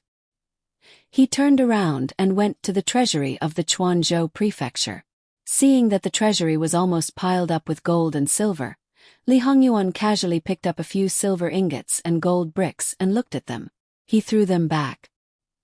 He didn't control his strength, and the silver ingots scattered and fell to the ground. Box up all the gold and silver and ship them back to the capital. In the Quanzhou prefecture, because it wasn't time for taxes to be paid into the national treasury, they didn't think of directly sending them back to the capital. That was why they came up with such a childish idea. Now, with the previous example, they didn't even think about it and directly sent them back to the capital. As such, who would dare to have any ideas? As for the origin of these gold and silver, Li Hongyuan didn't want to know at all. He was 100% sure that it wasn't originally from the treasury. Li Hongyuan had stayed in the Quanzhou prefecture for so long. If they still hadn't prepared for this, it could only be said that they had put their necks under the butcher's knife. If they didn't want the opportunity given, it could be said that there was a hole in their heads. Fortunately, in front of their lives and money, these people still had hope. It was just unknown how much each of them had taken from their pockets. When the officials of the Quanzhou prefecture learned of Li Hongyuan's decision, they seemed to have expected it. They were all silent. As for what they were thinking in their hearts, it was unknown. After checking the treasury, the next step was naturally the accounts. If they thought it was the same as the Quanzhou prefecture, they would be gravely mistaken. The good show had just begun. Digression: I'm going out and might not have time to write tonight. Dear friends, please forgive me. Those with bad hands express that an hour might not be as good as 10 minutes for others. Wu https www.bicken.com/11/11807/6653613. HTML chapter error. Click here to report. No registration required. We will deal with it as soon as possible. After reporting, please wait patiently and refresh the page. Please remember the domain name of this book: www.bicken.com. Bikugo mobile reading website. Bicken.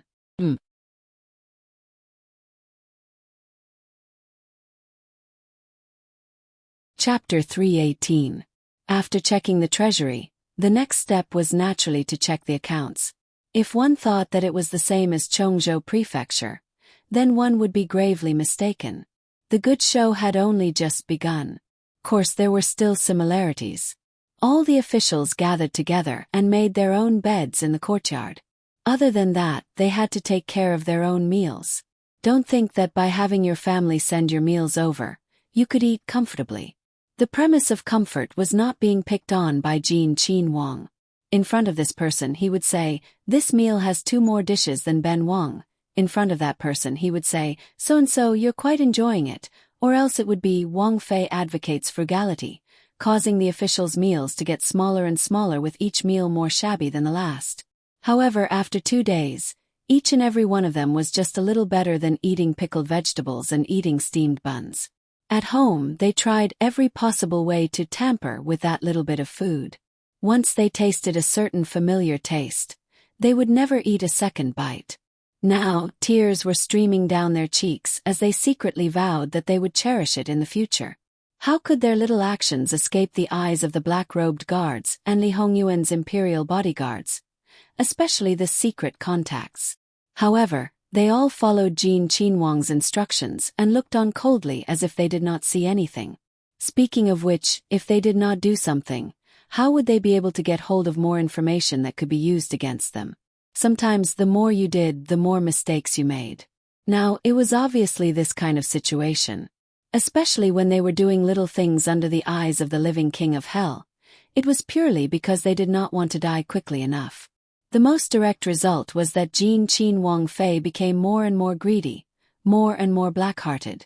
She clearly sent gifts again and again, but she still did not see her family's Yi return home.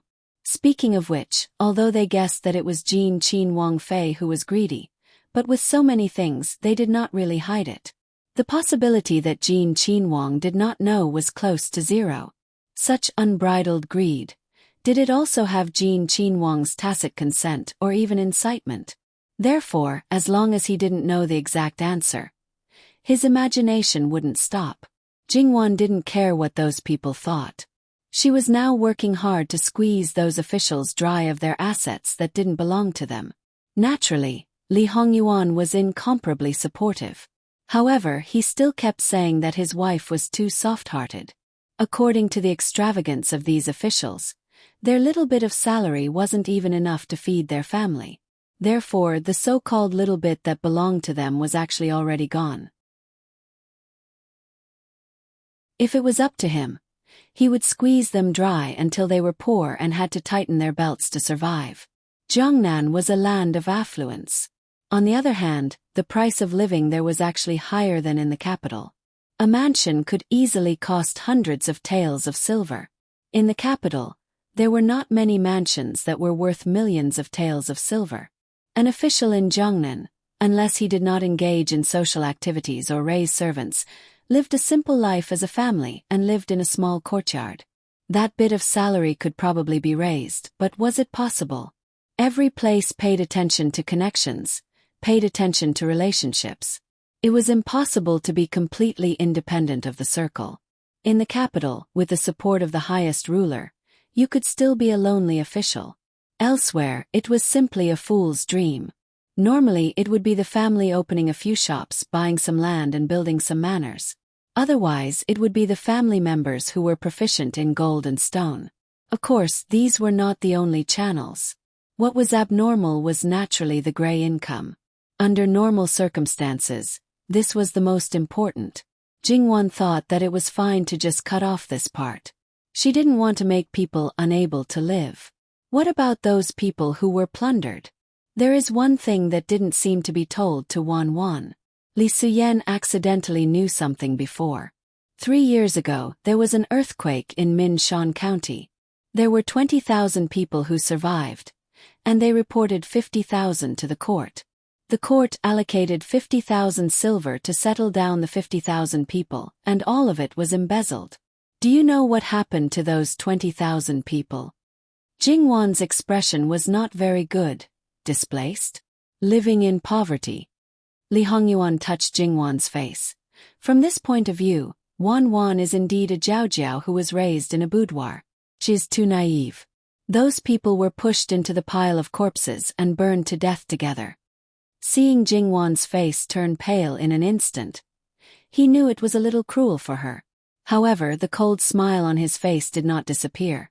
Minshan County is in the territory of Quanzhou Prefecture. Wan Wan, tell me in this matter, from the governor and governor of Shannon Commandery, to the governor of Quanzhou Prefecture, to the magistrate of Minshan County, who didn't do anything? Who is innocent? Even if they don't want to be involved, they are forced to be involved. Otherwise, they will be turned into ashes like those people.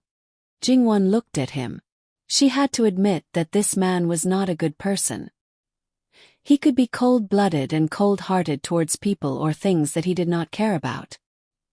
He could calmly say the cruelest things and did not even mind dragging others into the cruel reality.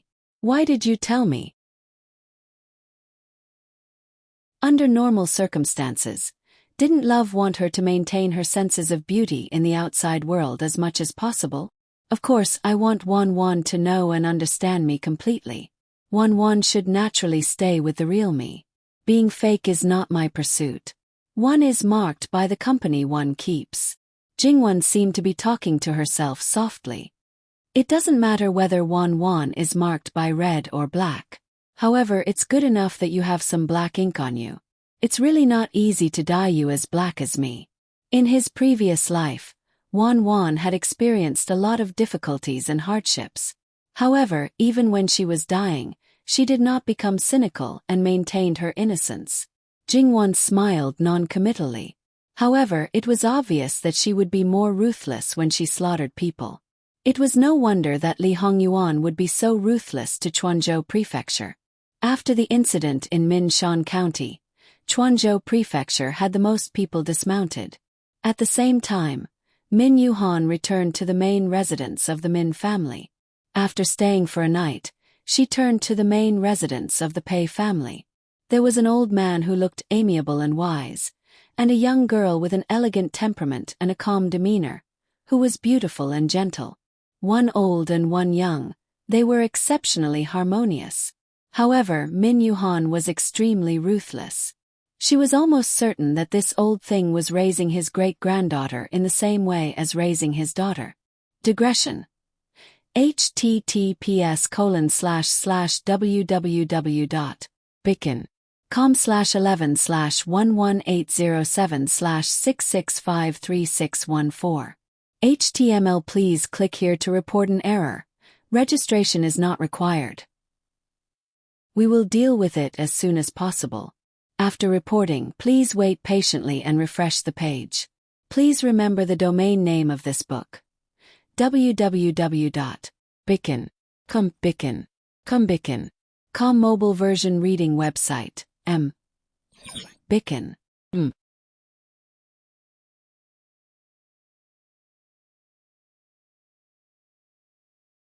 Chapter 319. Clan leader Pei put down the chess piece in his hand and turned his head to look at Min Yuhan, who was walking towards him. It was as though he was looking at his beloved younger generation. After all, it was important to have grandchildren and not children. Towards the younger generation they were very strict. The more they cared about them, the stricter they would be. Min Yuhan's fondness was always on the surface. It was as though the other party was not a man in his 40s. At this moment, he was waving at Min Yuhan with a loving smile on his face. When he did not know anything, he might have been touched. That feeling was as though 20 or 30 years had not existed. Uncle Pei was reminiscing about his daughter. That was the girl that he had always placed in his heart. Hence he did not care at all. In the past, even when he was often away, he would occasionally come back. His relationship with the other party was very harmonious. He could even naturally put away the frost on his body and treat the other party as his own father. However, after he found out that everything was a lie and a pretense, the seemingly kind person was actually the most ruthless and cold-blooded. He had always maintained his good attitude towards him because he wanted to better maintain the relationship between the two families. Now he finally understood what kind of situation the Pei family was in. In fact, when he thought about it carefully, it was simply unbelievable that the Pei family could maintain their relationship for such a long time. Could be said to be a miracle. Min Yuhan walked over unhurriedly. Before he could greet him, clan leader Pei had already asked him to sit down. In the past, regardless of whether he was sincere or pretending, he would always greet clan leader Pei politely. However, today he no longer wanted to pretend. Hence, no matter what the other party's attitude was, he would not accept this greeting. Pei Xiuying had already automatically made way for Min Yuhan. When Min Yuhan looked over, she pursed her lips and smiled. Pei Xiuying greets Uncle Min. Min Yuhan did not sit down. Instead, his gaze fell on Pei Xiuying. Logically speaking, even if he was an elder or an ancestor, and the two families were close as a man, It was very rude and even impolite to look at the other family's daughter without hiding anything. It was not the first time he met Pei Xiuying, but it was the first time he did so. When he came back last year and saw Pei Xiuying, Min Yuhan felt that the other party was a well-educated and gentle girl. She had a bit of Wanwan's style in the past. Earlier, she was just a little girl and he did not have any impression of her. However, he thought that if Wanwan was still around, the daughter she gave birth to would also be this outstanding. But now, the more he looked at her, the more disgusted he felt. There was a saying that went, trying to paint a tiger but ended up looking like a dog. Especially when he knew that the other party did not reject his great-grandfather's arrangement, and even personally went to meet him. In Chuanzhou-fu, he had asked Yuan about the journey from Chongzhou-fu to Chuanzhou-fu. After hearing Pei Xiuying's attitude, Yuan did not understand what was going on, but he was very clear about it.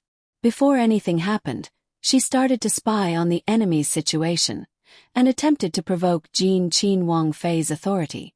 She was simply jackals of the same tribe as her grandfather. Arrogant and self-righteous. Who did she think Jin Qin Wang was? A wooden puppet who would do everything according to your plan. Even if they were his parents, they would not force their son to sleep with any woman. Moreover, where did the confidence come from to think that the other party would definitely sleep with you? Was it just based on that face? Did she think that all men in the world were shallow and stupid, unable to control their pants when they saw a beautiful woman? Moreover, to put it bluntly, this woman was originally born from a weak background. If you were in a weak position in your family background, then sleeping with her would be a waste of time. You, Pei Xiuying, and Jin Qin Wang were in this situation. Willing to degrade yourself and take the initiative to be a concubine. Could you be any more despicable? A noble daughter of an aristocratic family. Sure enough, this family did not live up to its name. Even the upbringing had become so unbearable. There was no pride, no real nobility, and even less that lofty and unyielding character. Pei Xiuying was somewhat uncomfortable under Min Yuhan's gaze, but from beginning to end, she kept her eyes down and maintained a faint smile. If you don't want to smile, then don't smile. In fact, this kind of smile that you thought was perfect was very disgusting. It was not a smile that came from the heart. It was not a sincere smile that transcended boundaries. Min Yuhan sat down and casually picked up a chess piece. Is it the white piece's turn? Without waiting for clan head Pei to respond, he placed the piece. What kind of person was clan head Pei? He was a sly old fox and naturally had a good grasp of people's changes.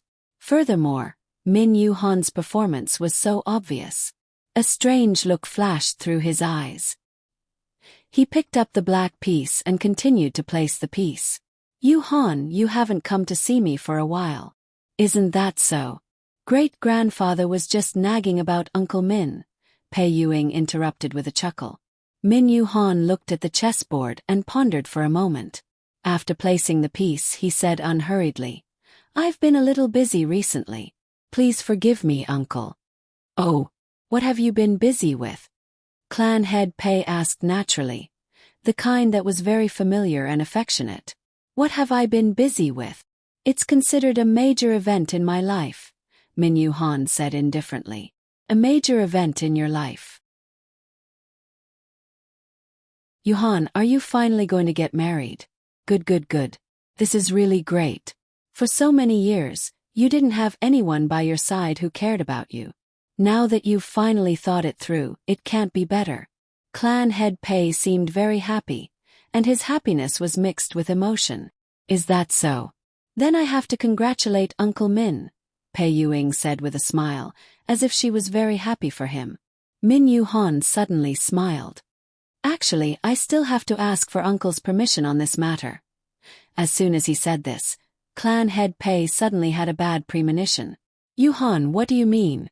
Could it be that you want Uncle to be your matchmaker? No problem.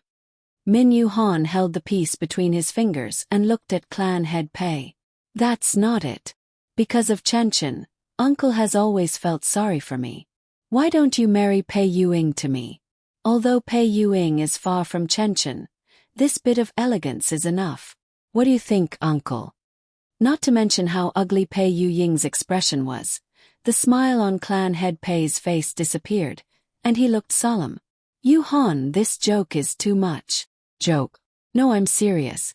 https://www.bicken.com/11/11807/6653615. HTML. Please click here to report an error. Registration is not required. We will deal with it as soon as possible. After reporting, please wait patiently and refresh the page. Please remember the domain name of this book. www.bicken.com. Biku Pavilion Mobile Reading Website, M. Bicken.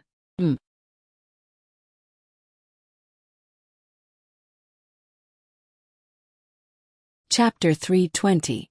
Yu Han, you're Pei Yingying's elder. The Min family and the Pei family are family friends. If you act like this, it's not good for either of our families. Uncle, you don't think it's good? Min Yu Han interrupted him calmly. I think it's good. You know, I once thought that Pei Yingying was specially trained by Uncle. Without a doubt it's good. After all, Uncle has always treated me like a great-grandchild. You're especially compassionate towards me. I'm very grateful to Uncle. As for the relationship between our families, since it's a marriage alliance, it's natural that the relationship between our families should be better. Pei Yingying was screaming crazily in her heart. Who do you think you are? What right do you have? What right do you have? She clenched her handkerchief so tightly that her fingernails almost broke the skin of her palm. However, because of her upbringing, she tried her best to restrain herself. Not only that, she even had a faint smile on her face. In fact, if she really exploded, Min Yu Han might think more highly of her. However, she was still thinking about the bearing of an aristocratic family's daughter. Speaking of which, Patriarch Pei's cultivation was indeed deeper. At this moment, he was still slightly solemn. He stroked his beard and didn't show any signs of anger. Instead, he looked at Min Yu Han with some tolerance, as if he was looking at a junior who had made a mistake. Yu Han, I don't know what's wrong with you today. Did you drink a few more cups before coming here? Or is there some other reason? I hope this matter will end here. It's best for everyone. Min Yu Han's smile became more obvious and more genuine. Many people hadn't seen such a bright smile in many years. This person seemed to have become more than 10 years younger. However, no matter who saw it, they would feel that this smile was especially dazzling. Uncle, do you think I'm not clear-headed? No, I'm very clear-headed. In the past few decades of my life, I've never been more clear-headed than now. I don't understand. Why would Uncle feel that it's not good? Could it be that Uncle actually looks down on me? Was it all fake? If it was so easy to stop, he wouldn't have come. He was here to find trouble. He was even prepared to shed all pretense of cordiality with the Pei family. If he continued to feign civility, he wouldn't be able to bear it. These are two completely different things. How can you confuse them together? Yu Han, you have deep feelings for Pei. Treating her granddaughter like this is an insult to her. Moreover, you're an elder. Acting like this in front of the younger generation is simply disrespectful. You're not only embarrassing yourself, you're embarrassing yourself. Hearing this, Min Yu Han even laughed out loud, as if she had heard the funniest joke in the world. Uncle, what you said is interesting. If Momo knew in the underworld that you, as a father, were preparing to give her grandniece to her son as a concubine, she might just climb out of the mausoleum. Embarrassing. Who's the one who's losing face? Was there anyone else in Pei? The Min families know this matter. How was there anyone else in the Mins? Houses how and how? How? Oh. No. This is that person is. Yan the families is Aris. Havri have A's. Have se, s, TVs. Titus seen this have, to Cosvid had to have a misunderstanding. Min Yu Han patiently explained her findings. Uncle, tell me. Where's the misunderstanding? Pei heart calmed down a little. If that was the case, he could deal with it. However, he realized that Min Yuhan's acuity and his concern for the Pei family seemed to be a little too much. If that was the case, he had to think of a way to get rid of this person. This kind of person was a threat to the Pei family. Yuhan has indeed misunderstood. Uncle, can you swear to the heavens that you don't have such a plan and you won't do it in the future? If you do, the Pei family will be destroyed. Min Yuhan's voice was cold and her eyes were burning. What she said was the most vicious curse for the Pei family. What did Pei care about the most? That was the Pei family. Min Yuhan's words had touched his bottom line and touched his reverse scale. It could be said that she had truly angered him. He did not even bother to hide the hostility in his eyes. It was as if he was looking at a dead person. Min Yuhan met his gaze but was not afraid at all. Instead, she smiled even more casually. The aura of an aristocratic family's young master was even more prominent. It made people feel that the aura between them had swapped. Pei was the one who was suppressed. It's just an oath. If there's no such thing, then there's naturally nothing. Furthermore, in this world, how many people take oaths seriously? Uncle, don't you think so? As long as Uncle swears to the heavens, I will immediately kowtow and apologize to Uncle. I will even apologize to Pei Yingying. These words were basically blocking Pei Yingying's path. If he made an oath now and went against it in the future, he would not only be breaking his promise. Pei Yingying suddenly smiled. Yuhan has really grown up after being away for so many years. There was a hint of gratification in his words.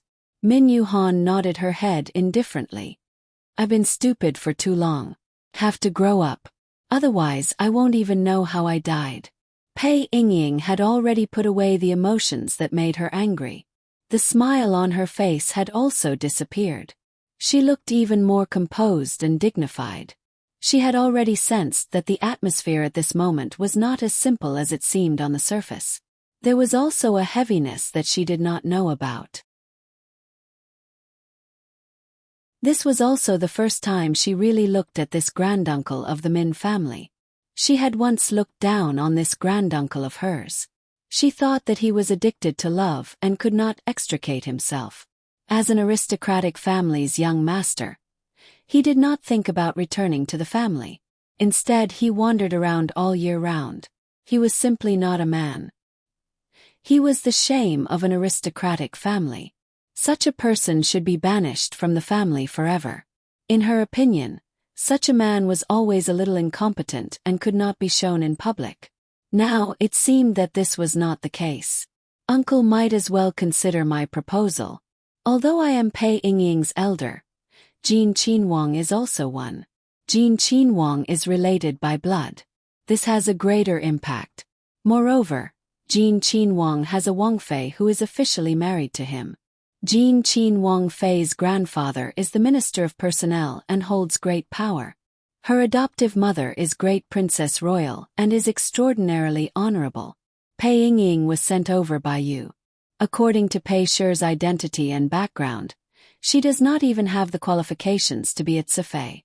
After entering the inner courtyard of Jin Qinhuang Fu, it is already good that you can bring 2 servant girls to serve you. Now, in the inner courtyard of Jin Qinhuang Fu, other than the Wangfei, there are no other concubines. All the power is naturally in the hands of Jin Qinhuang Fei. In the face of a person who is clearly a threat, do you think that Jin Qinhuang Fei will be indifferent? Or do you think that Pei Yingying can compete with Jin Qinhuang Fei with just 1 or 2 people? Otherwise, do you think that before Jin Qinhuang Fei returns to the capital, Pei Yingying can win over Jin Qinhuang Fei's heart? She might even get pregnant before marriage.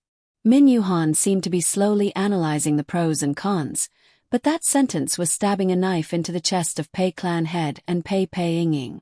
Mentioning Jingwan's identity and background, mentioning Pei Yingying's identity and background, as a daughter of an aristocratic family, you looked down on them. Who would have thought that they did not take you seriously at all? Pei Yingying was once full of confidence that she could defeat Jingwan and become the final winner, but after seeing Jingwan, her confidence took a big hit. Now that she heard Min Yuhan's words, although she did not want to admit it, it was a fact that could not be any more real. That little bit of confidence she had invisibly shattered. Pei Clan head glanced at his great-granddaughter and roughly knew that some of the previous efforts had been destroyed. Looking at Min Yuhan, who might not have smiled as much in the past 20 years, there were two possibilities for such a big change. First, he was suddenly stimulated and knew that he went to see Jin Qin Wang. Second, it was accumulated over time. It was just that he hid it too well and did not reveal it. Now, for some reason, he no longer hid it. Perhaps it was related to Jin Qin Wang. Pei Clan head did not know which type Min Yuhan belonged to, but there was no doubt that he could no longer treat him with the same attitude as before. This was no longer a prospective son-in-law that he could manipulate, but a poisonous snake that could bite him at any time. "Things will be different if you marry me," Min Yuhan continued. "At the very least, you will be officially married to me. Your reputation may still be damaged, but if it is revealed that uncle raised such a girl as compensation for what you did in the past out of guilt, others may even praise you for being affectionate and righteous." Min Yuhan's attitude was calm, neither fast nor slow, but the sarcasm contained in it was obvious. Pei Ying's suppressed emotions surged again. She really could not bear it. "What does Min family's grand uncle think I am?" Min Yuhan glanced at her with undisguised ridicule in his eyes. "What does your great-grandfather think you are? In my eyes you are a little higher than that. He wants you to be a concubine, the kind without a matchmaker. I want you to be my wife, it is perfectly justified. Sherbua, you gave her to Jin Qin Wang. Are you preparing not to tarnish Pei Clan's reputation? Or are you preparing to remove Pei Ying from the Pei Clan like Wan? Or are you preparing to let Jin Qin Wang take the blame and let the world think that he took a fancy to Pei Clan's daughter's beauty, so he snatched her? And you stood out to say that you were not the clan head and could not make the decision. Now, if you want to stand on the side of your own people, even if you can't compete with the imperial family, you have to be a strong backing for your family's young lady." Pei Clan head did not speak and looked at Min Yuhan. He admitted that the other party had guessed the plan. "Then you have a reason to assist Jin Qin Wang and naturally help your family's young lady to fight against Jin Qin Wang Fei. Pull the other off the horse, take the position, and become the mother of the world with the identity of Yuan Empress. Sherbua, do you think that other than you, other than the Pei Clan, everyone else is a fool?" Min Yuhan twirled a chess piece and placed it on the chessboard. He did not care whether Pei Clan head had placed a chess piece or not, but he looked at Pei Clan head as if he was looking at a fool. https://www.bicken.com/11/11807/6653616. HTML. We will deal with it as soon as possible. After reporting, please wait patiently and refresh the page. Please remember the domain name of this book. www.bicken.com. Bikugo mobile reading website. Bicken.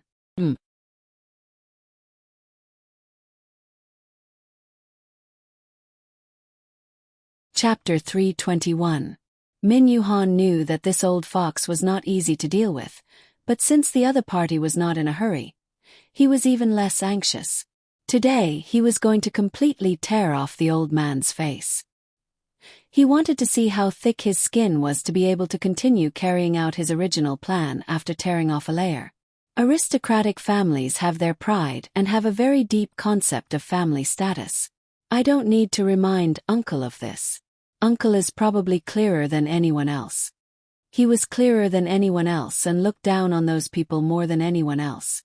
Yet he broke the rules himself and was so hypocritical. Has Uncle ever thought of the consequences of giving Pei Ying to Jin Qin Wang as a concubine? If the most outstanding legitimate daughter of the main family can be given as a concubine, the other girls would naturally be even more despicable. Even if they wanted to marry back as a legitimate wife, they would feel that it was a disgrace to their own status. In this way, it would really be cats and dogs from all walks of life that could climb up Pei Shi's door. Pei Shi's men would naturally not be able to marry any good women. Even if they stood at a high position as you wished, could it make up for this? But I think uncle will not care. After all, there are already signs of this. Who let Pei Shi's aristocratic family name exist only in name?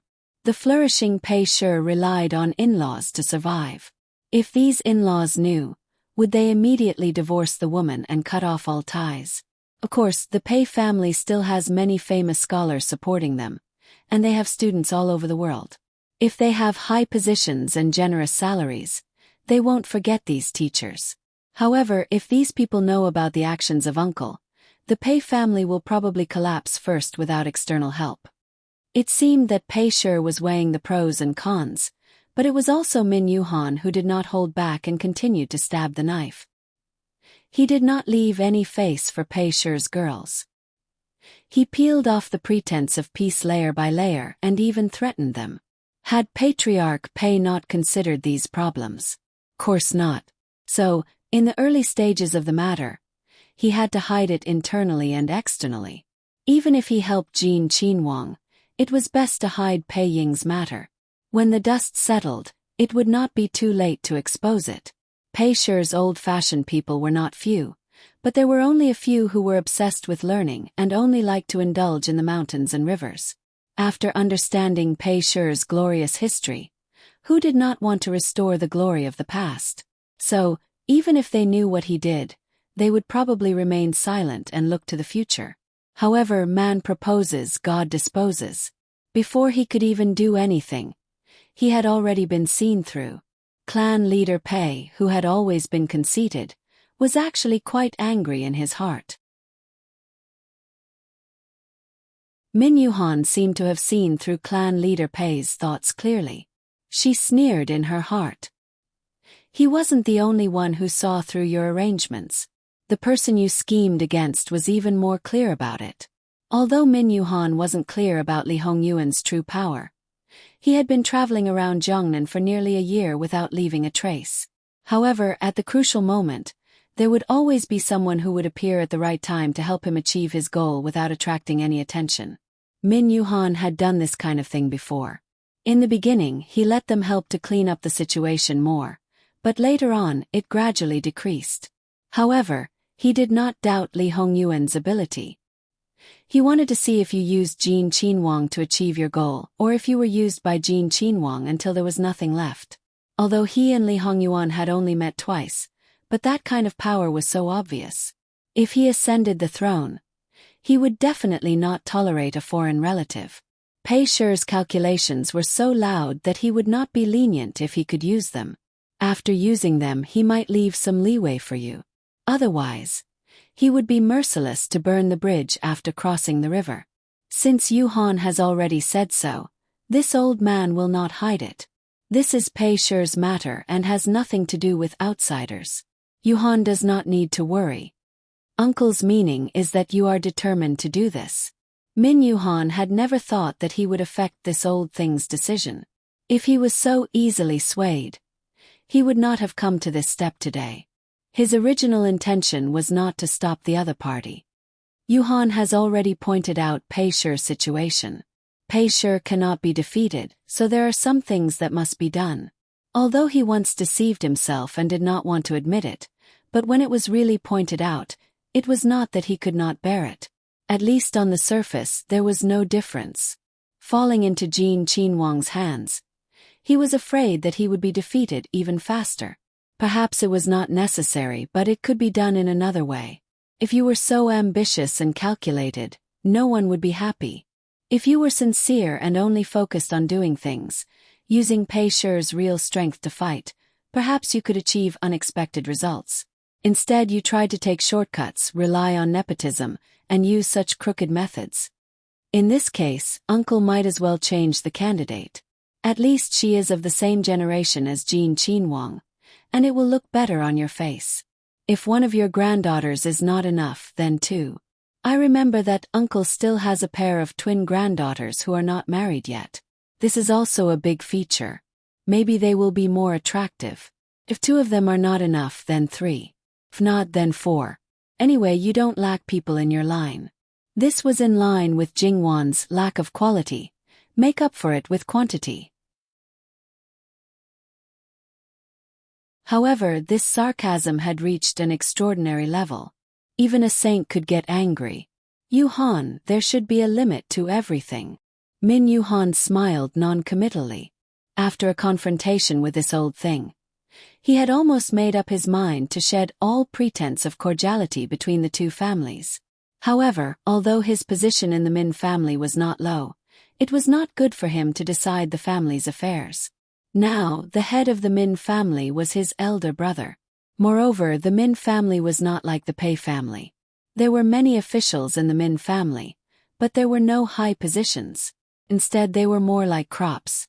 Even so, the head of the Min family did not have the final say. As a member of the Min family, although he did not have deep feelings for this family, there were still some things that needed to be said.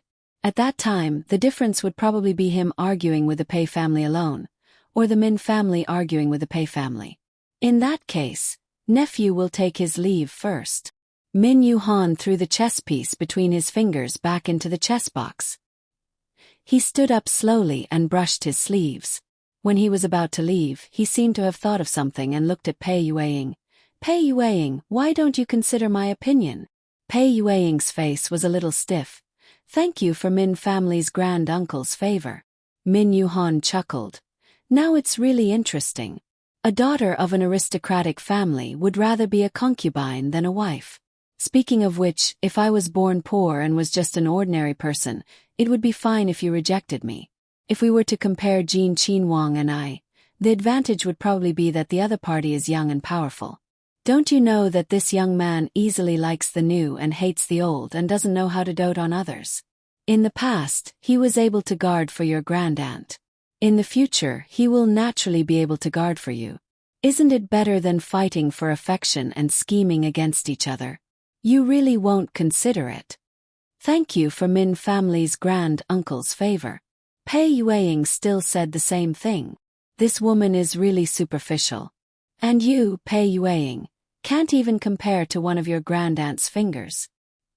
His clothes fluttered as he left. He was elegant and had a bit of an immortal's aura.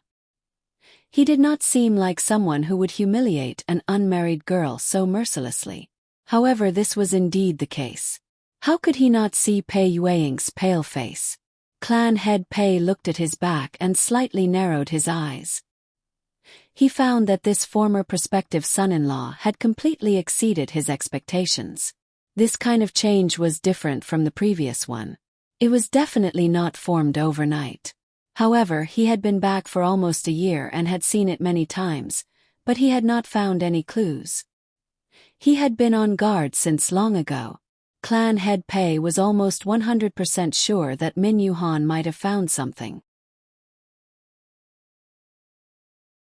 Great-grandfather. Pei Yueying softly called out with a little worry. Clan head Pei turned to look at her. Yueying, were you affected by your Min family's grand-uncle's words? It's impossible to say that it was not at all. After being humiliated like this, Pei Yueying was still a girl. It was not an exaggeration to say that she hated Min Yu-han. However, she knew that great-grandfather was not asking about her personal feelings. Between a family and an individual would always be at the back. Even in the face of a great enemy, if it was beneficial to the family, she had to suppress her personal feelings. I'm worried that Min family's grand uncle will spread the news. That would be very disadvantageous to our Pei family. Don't worry, he won't. He was very certain about this. About Jin Qinhuang. Great-grandfather, you don't have to say anything more. Pei family carefully raised me. As a member of Pei family, when Pei family needs me, I will naturally not shirk my duty. As the saying goes, when the nest is overturned, there are no intact eggs. If something happens to Pei family, as a daughter of Pei family, how can I have a good ending? Clan head Pei nodded his head in relief. It's good that you understand. Go back and rest. Yes, Yueying will take her leave. After Pei Yueying left, clan head Pei lowered his head and looked at the chessboard. One black and one white chess piece fell one after another until the winner was decided. He took a sip of tea and slowly exhaled. Ah, Zhong, go and deal with the people. He seemed to be careless, but a sentence determined several lives. Naturally, there would be people serving by the side. However, clan head Pei did not say anything from the beginning. Although the people were dismissed by the housekeeper called Ah Zhong, they were actually controlled after they left. If they knew something that they should not know, then even Pei Yueying's personal maidservant would not be able to survive. Therefore, the biddy sent 2 more maidservants to Pei Yueying. Pei Yueying just nodded her head and continued to read her book. https://www.bicken.com/11/11807/6653617. HTML chapter error. Click here to report. No registration required. We will deal with it as soon as possible. After reporting, please wait patiently and refresh the page. Please remember the domain name of this book. www.bicken.com mobile edition.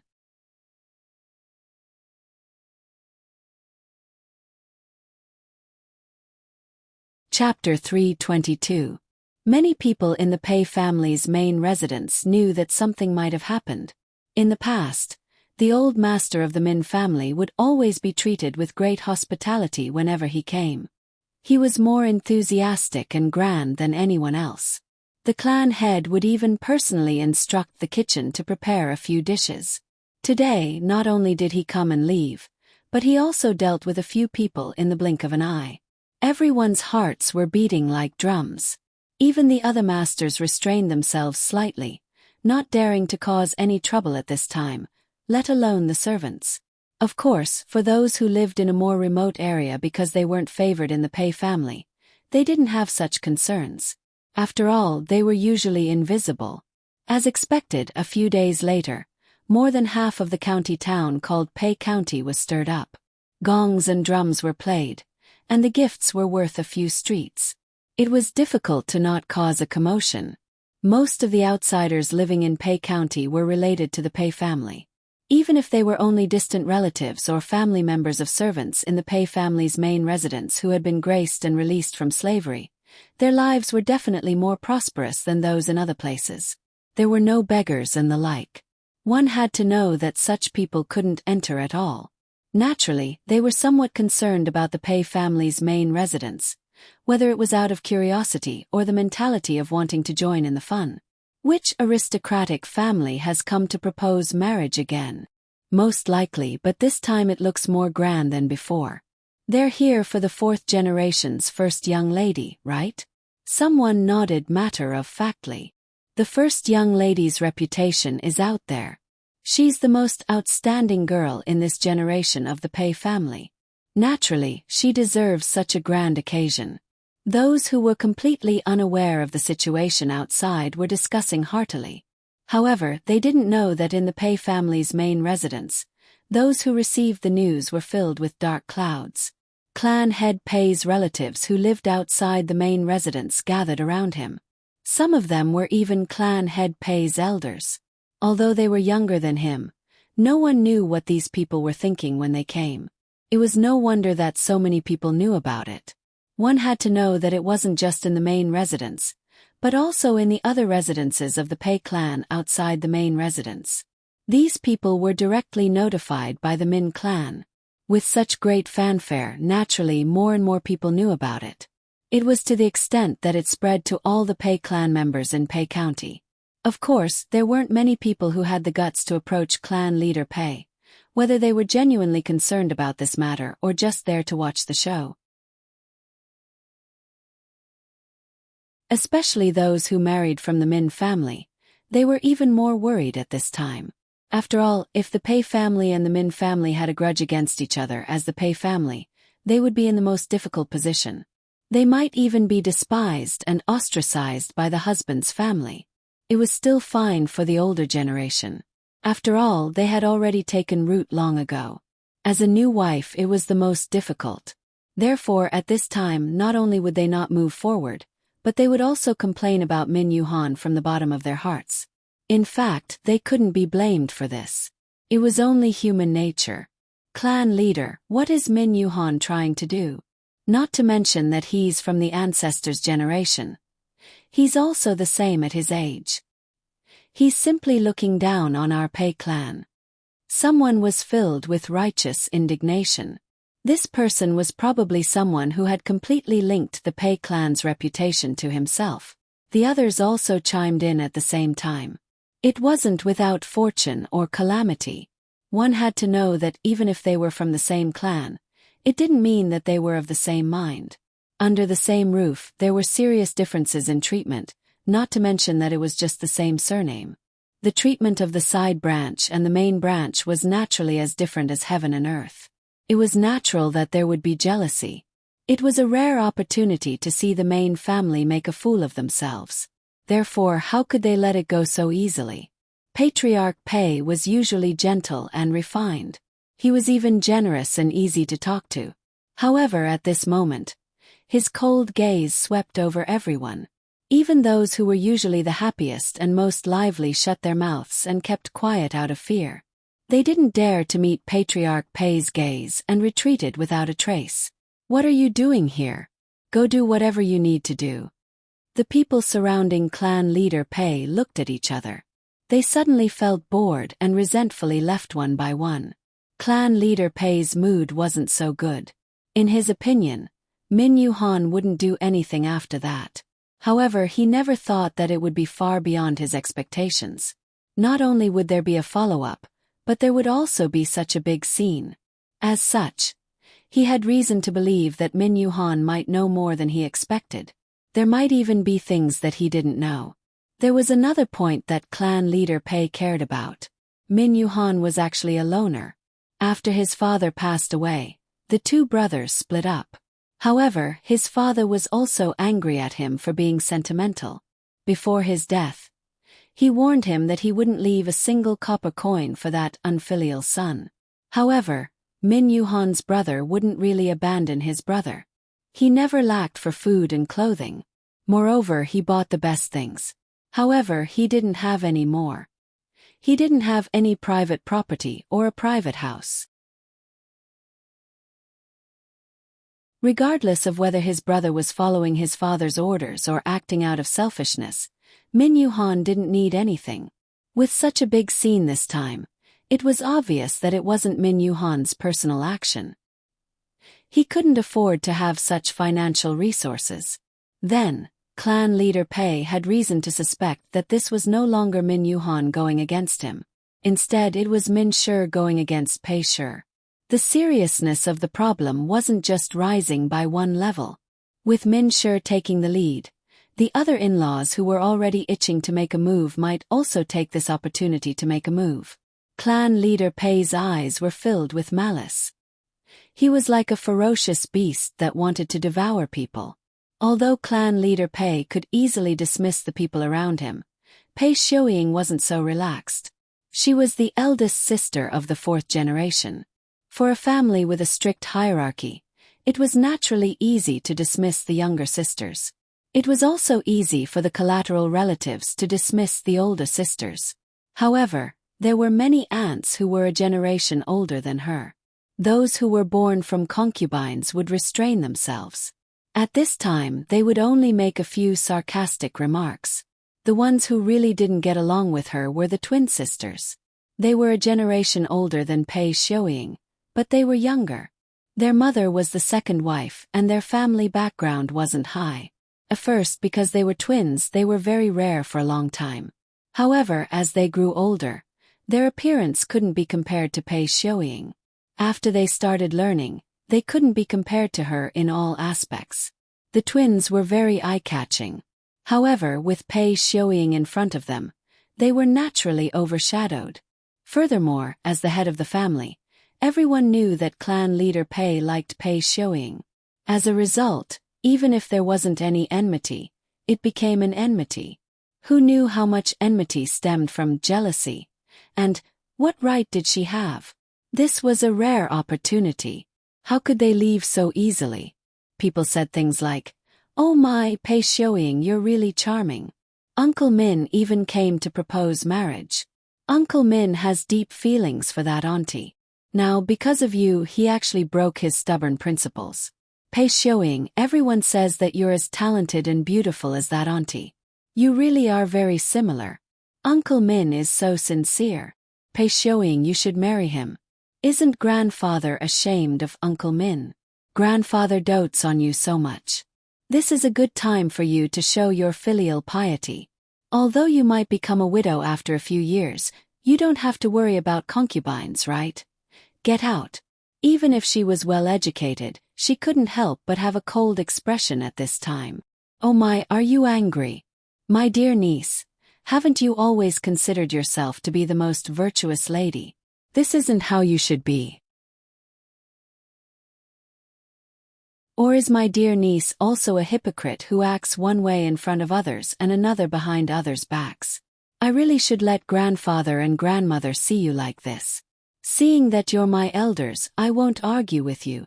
Do you think I don't have a temper just because I've tolerated you again and again? Get out of here immediately. Otherwise, I'll make you kneel in the ancestral hall for a few days. Do you believe me? Pei Xiuying said coldly. The two sisters had never seen her like this before. They seemed to be intimidated by her aura and couldn't help but take a step back. Their expressions were particularly ugly. However, they also knew that Pei Xiuying's words were not nonsense. If she told the truth in front of their grandmother, they would be punished. Pei Xiuying, I want to see if you can continue to be so imposing. Sister, let's go. After they left, Pei Xiuying no longer put on any airs. She sat down and clenched her fists. Her eyes were terrifyingly cold. Pei Xiuying was the same as her great-grandfather. She probably didn't think that Min Yuhan would be so ruthless. At this moment, her hatred was monstrous. However, she also knew that this matter would be left unsettled. No matter what, if they went to the woman's side to propose marriage and the woman's family didn't allow it, there was no reason to force it. Their Pei Shi wasn't a soft persimmon that anyone could pinch. In the end, Pei Shi was still in decline and had no power.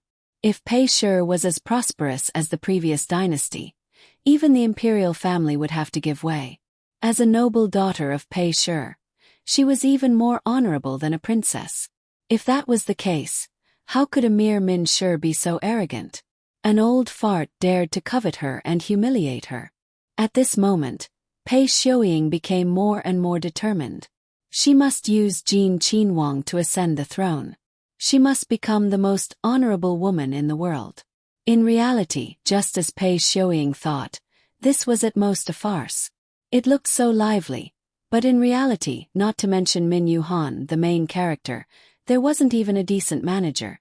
The so-called marriage proposal didn't have the slightest bit of sincerity. It was more like a pure humiliation to Pei Shi. After this incident, although the two clans wouldn't completely fall out, there wasn't much difference. After chasing away Min Shi's people, Pei Shi looked at the red silk boxes in the courtyard. Since it wasn't for a good, then obviously, Min Shi wouldn't be so stupid to prepare a generous gift. He ordered people to open the boxes. Sure enough, there was something inside, but it was more or less the same as an empty box. Pei Shi was surrounded by dark clouds. The people around him didn't dare to breathe. They even wanted to find a hole to hide in and disappear. Min Shi.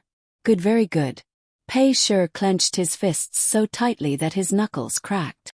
Prepare a generous gift. And send all these things back to Min Shi.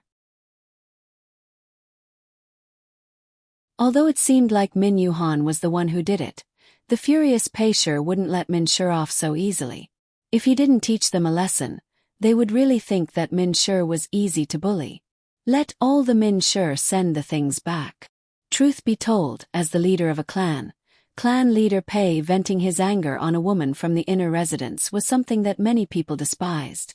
Once a woman married into the Pei clan, she would become a member of the Pei clan.